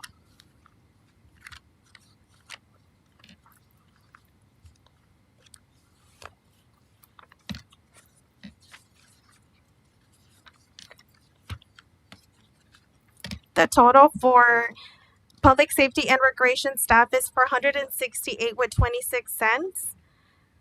Public safety staff would be a total of 219 with 76 cents, and recreation staff would be 248 with 50 cents. And the recommended Recommended action, staff recommends city staff approve the waiving of the 160 application fee for the Norwalk Lions Club community food distribution event scheduled to take place on January 25th. And that concludes my presentation. Any council's questions, council?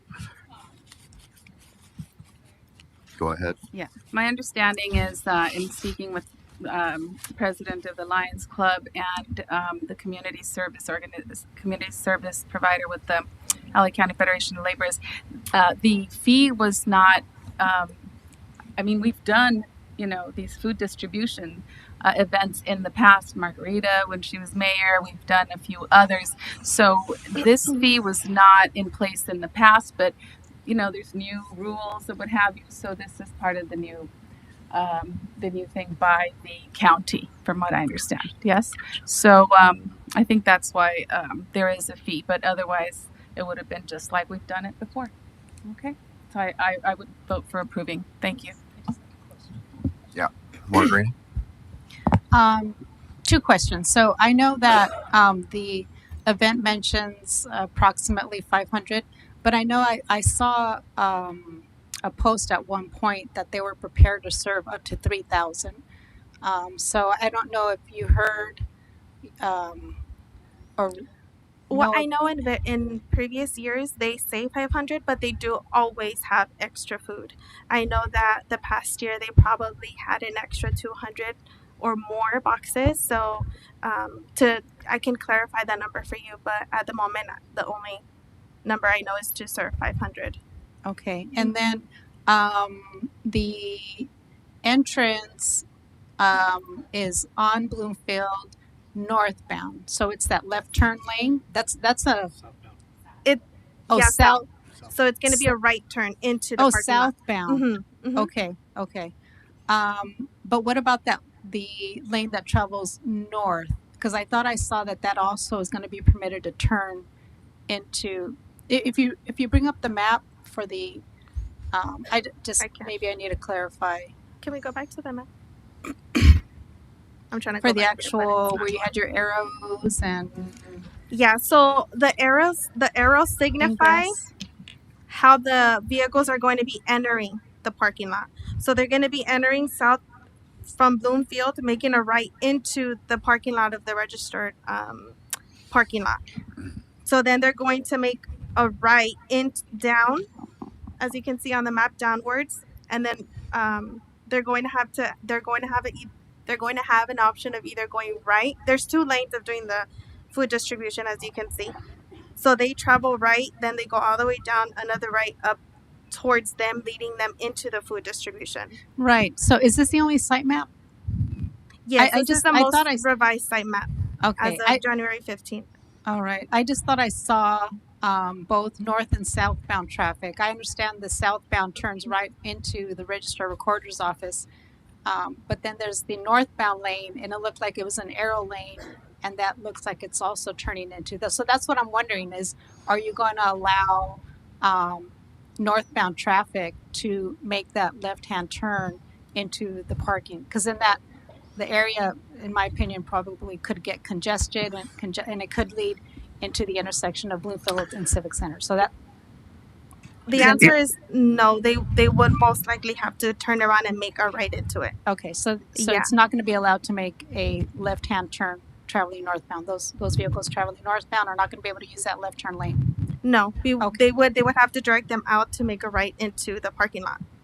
They'll have to enter only southbound Bloomfield. Yes. Got it. Okay, thank you. Comment. Move it. I move it.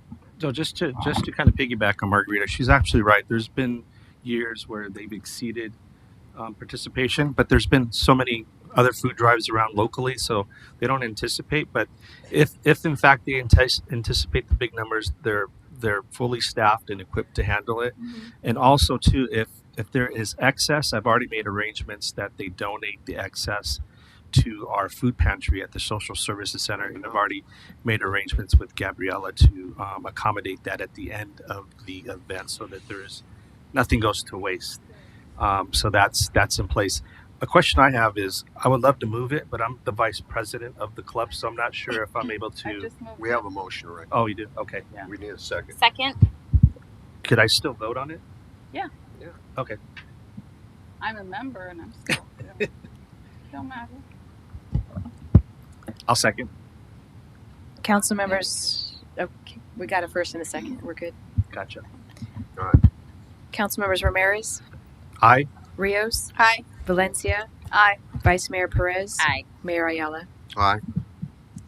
Okay, now we roll into oral communications. Our first speaker is Jessica Gladney.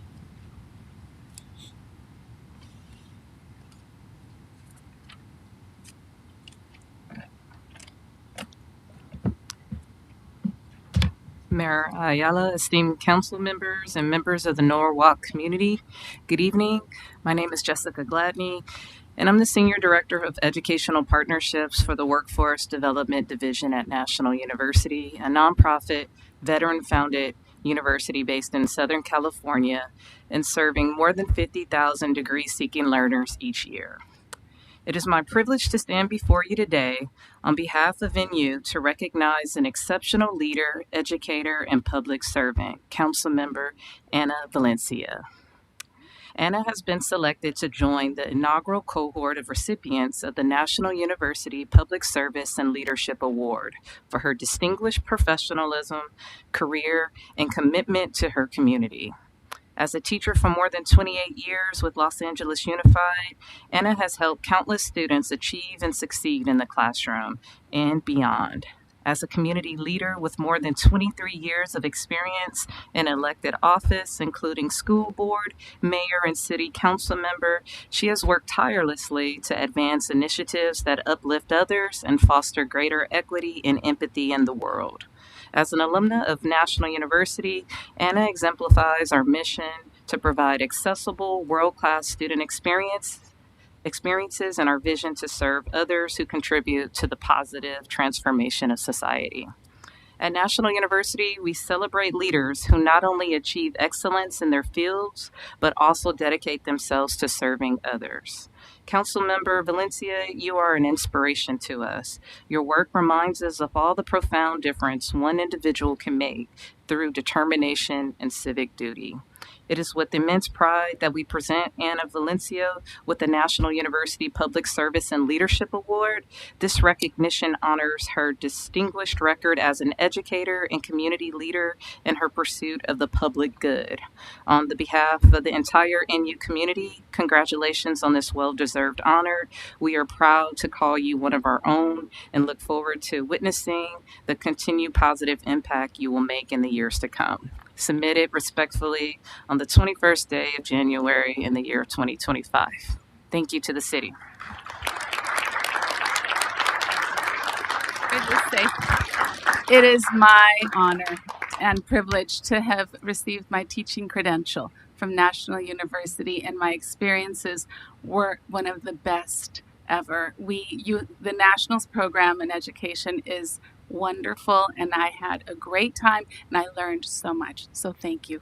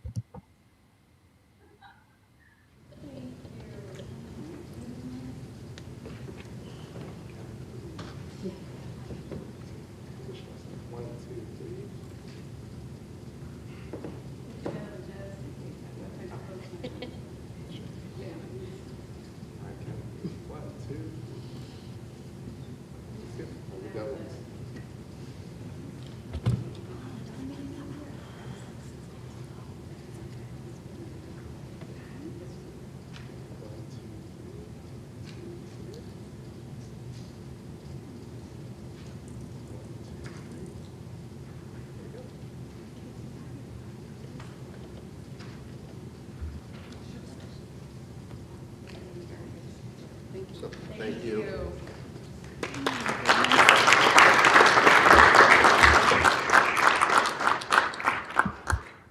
Yeah, thank you, Ms. Gladney, again, and congratulations, Anna. That's a tremendous honor.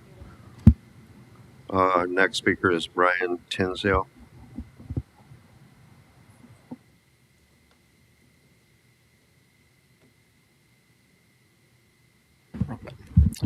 Happy New Year to all council and staff and city. Again, I'm here to talk about native trees. I know there's something coming from West Coast Arborist that they're going to be reviewing a lot of the trees that we're missing. I'm again asking for native trees. That is the concise part. Now I'm going to give you a science lesson, so I'm sorry about it, but this is why native trees are important. One of the native species that everyone knows about is monarch butterflies. The reason everyone knows about monarch butterflies is because that they only, the caterpillars only eat milkweed, and milkweed is a native plant that we are losing. Monarch butterflies migrate from Canada down to central Mexico, 1,000 to 3,000 miles. They only live for 4 to 5 weeks. So that means that it's a multi-generational migration. So one individual does not make the entire migration. They still don't understand a lot of the aspects of that. Males have 2 little black spots on the back. So if you see a monarch butterfly, now you can tell what gender it is. Milkweed is the only plant that they will lay their eggs on because it's the only source of caterpillars. Native milkweed is much better than the stuff you get at Home Depot. You'll see they've got something called tropical milkweed. It's got red and yellow flowers on it. That does not die back in the winter. The reason you want it to die back in the winter, or that they tell you to cut it in the winter, is because it will actually increase the amount of pests that build up on the plant, and that can translate into the animal. And so you want to cut back any tropical milkweed you have. The monarchs will still eat it. But that's why native is better, because it dies back in the winter, and then the monarchs will naturally migrate as it dies off in the winter. Science lesson, sorry. Drought and habitat destruction and climate change have caused an 80% decline in the monarch butterfly population since the 1990s. They are soon to be an endangered species, and that is why it is. Monarch butterflies are actually poisonous to birds and stuff like that, and the reason that they are is because the milkweed is toxic. So the animal has developed a way to get the toxin from the milkweed and keep it in their wings without hurting themselves, and that makes them toxic to predators. So, sorry for the science lesson. Thank you very much. Thank you. Next we have Jack Cornejo.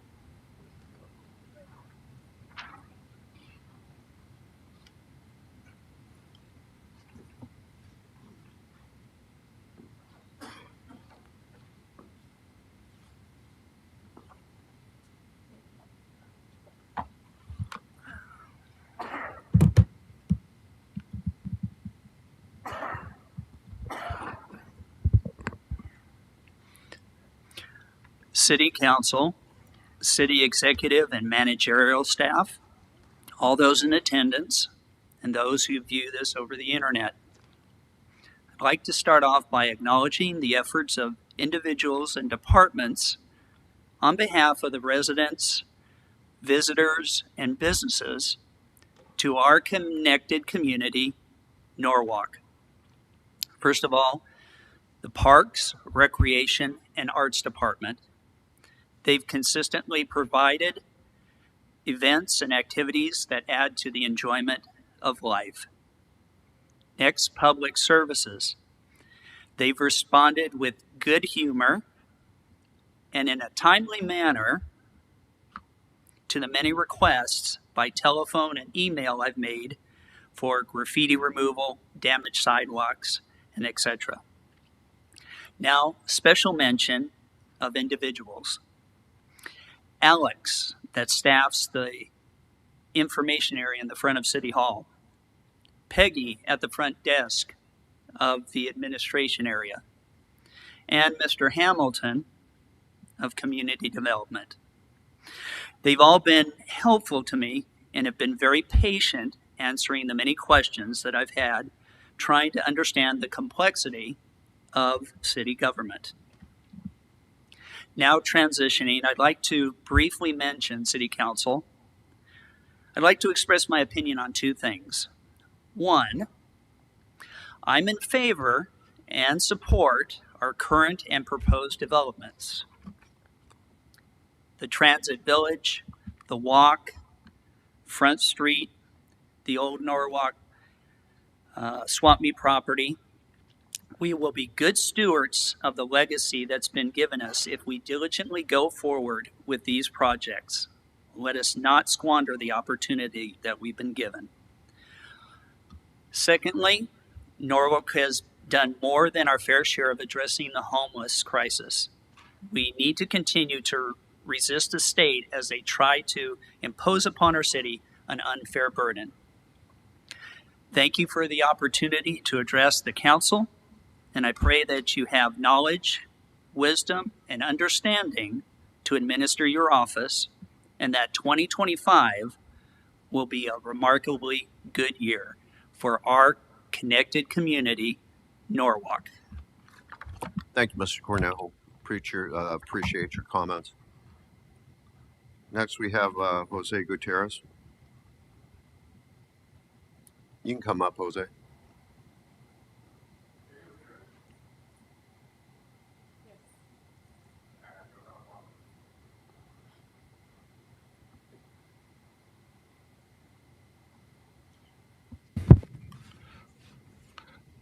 Okay, I'm here to come in to give it to your attention about the poor job doing the city, the contractors doing the handicap ramps. They failed to follow procedures for OSHA, traffic control, and underground service alert. I'm working for 42 years in construction, and when we never was notified before. The day we got notified, the guy from the concrete saw they was doing ready the concrete saw. They was carrying the saw. I see the sign. Oh, they start working. Most of the time, I was expected the delineation for underground service alert. I see the gas company market, but in front of my house, they never mark it with white paint as required by proceeding. Gas company never mark it because they never lay off. After that, they start using red line for marked by sprinklers. Red line, according to the standards, is only for electrical. They use them for their own lineup. And after that, the no parking sign. And from my house, I'm there next to the Morrison School. A lot of parents parking right there. And the contractor started, hey, move your car, move your car. And I told the guy, hey, why you put no parking sign? The guy coming up and put a no parking sign. And then 9, when the sign 6 to 10, 48 hours, that 10 they were expired. Then, for that time, I called the inspector. I called everybody. I talked with Kevin Green, and he told me, oh, yeah, they got the sign, they got the sign. I said, sorry, they don't have the sign. Oh, I can tow your truck. I can do that. But that time, they said, hey, that's the poor quality. After that, they start digging. They're broken the sprinklers. They're broken my neighborhood sprinkler. He called, hey, what are you going to do? Oh, yeah, we'll fix it later. We'll fix it later.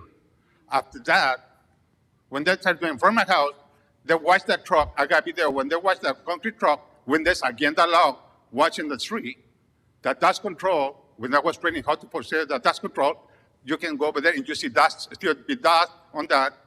The concrete, they watch the truck, put 2 inches under, and after that, put another 4 inches. When they remove the forms, they crack. The guy used the hammer to pump it up back together. I get a picture of the guy with the hammer to level up. You can see the marks. I said, hey, for me, appointments, I only had to come right here. That way, you know what class of work they do outside. Kevin Green, I don't know why, but he's, oh, yeah, they do, but they failed to do. That's the only thing I would try to do. Okay. Ozzy, can you talk to Mr. Gutierrez about his issue?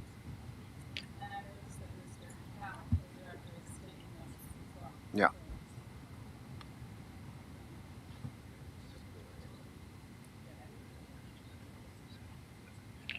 And now, last but not least, we have Paki Mataele.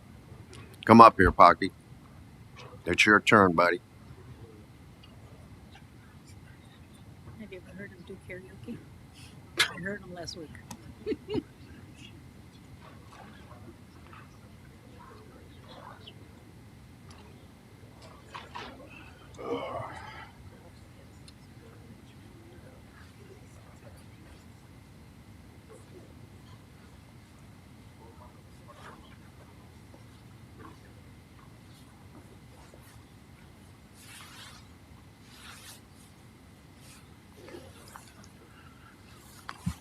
Greenland belong to us. I already talked about that over here. 3 or 4 or 5 story. It's ours.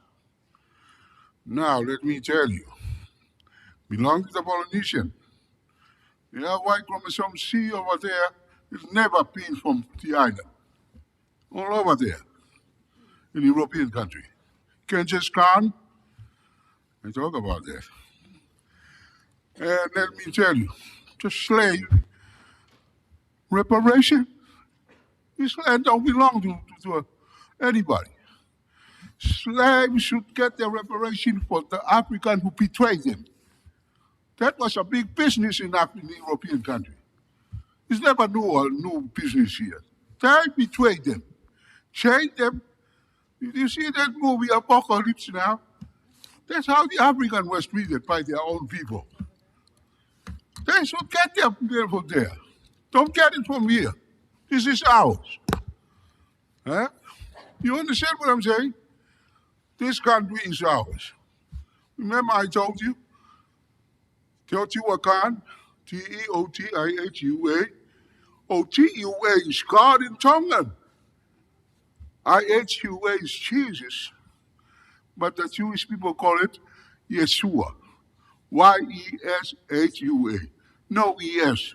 Just YHUA or IHUA. You understand?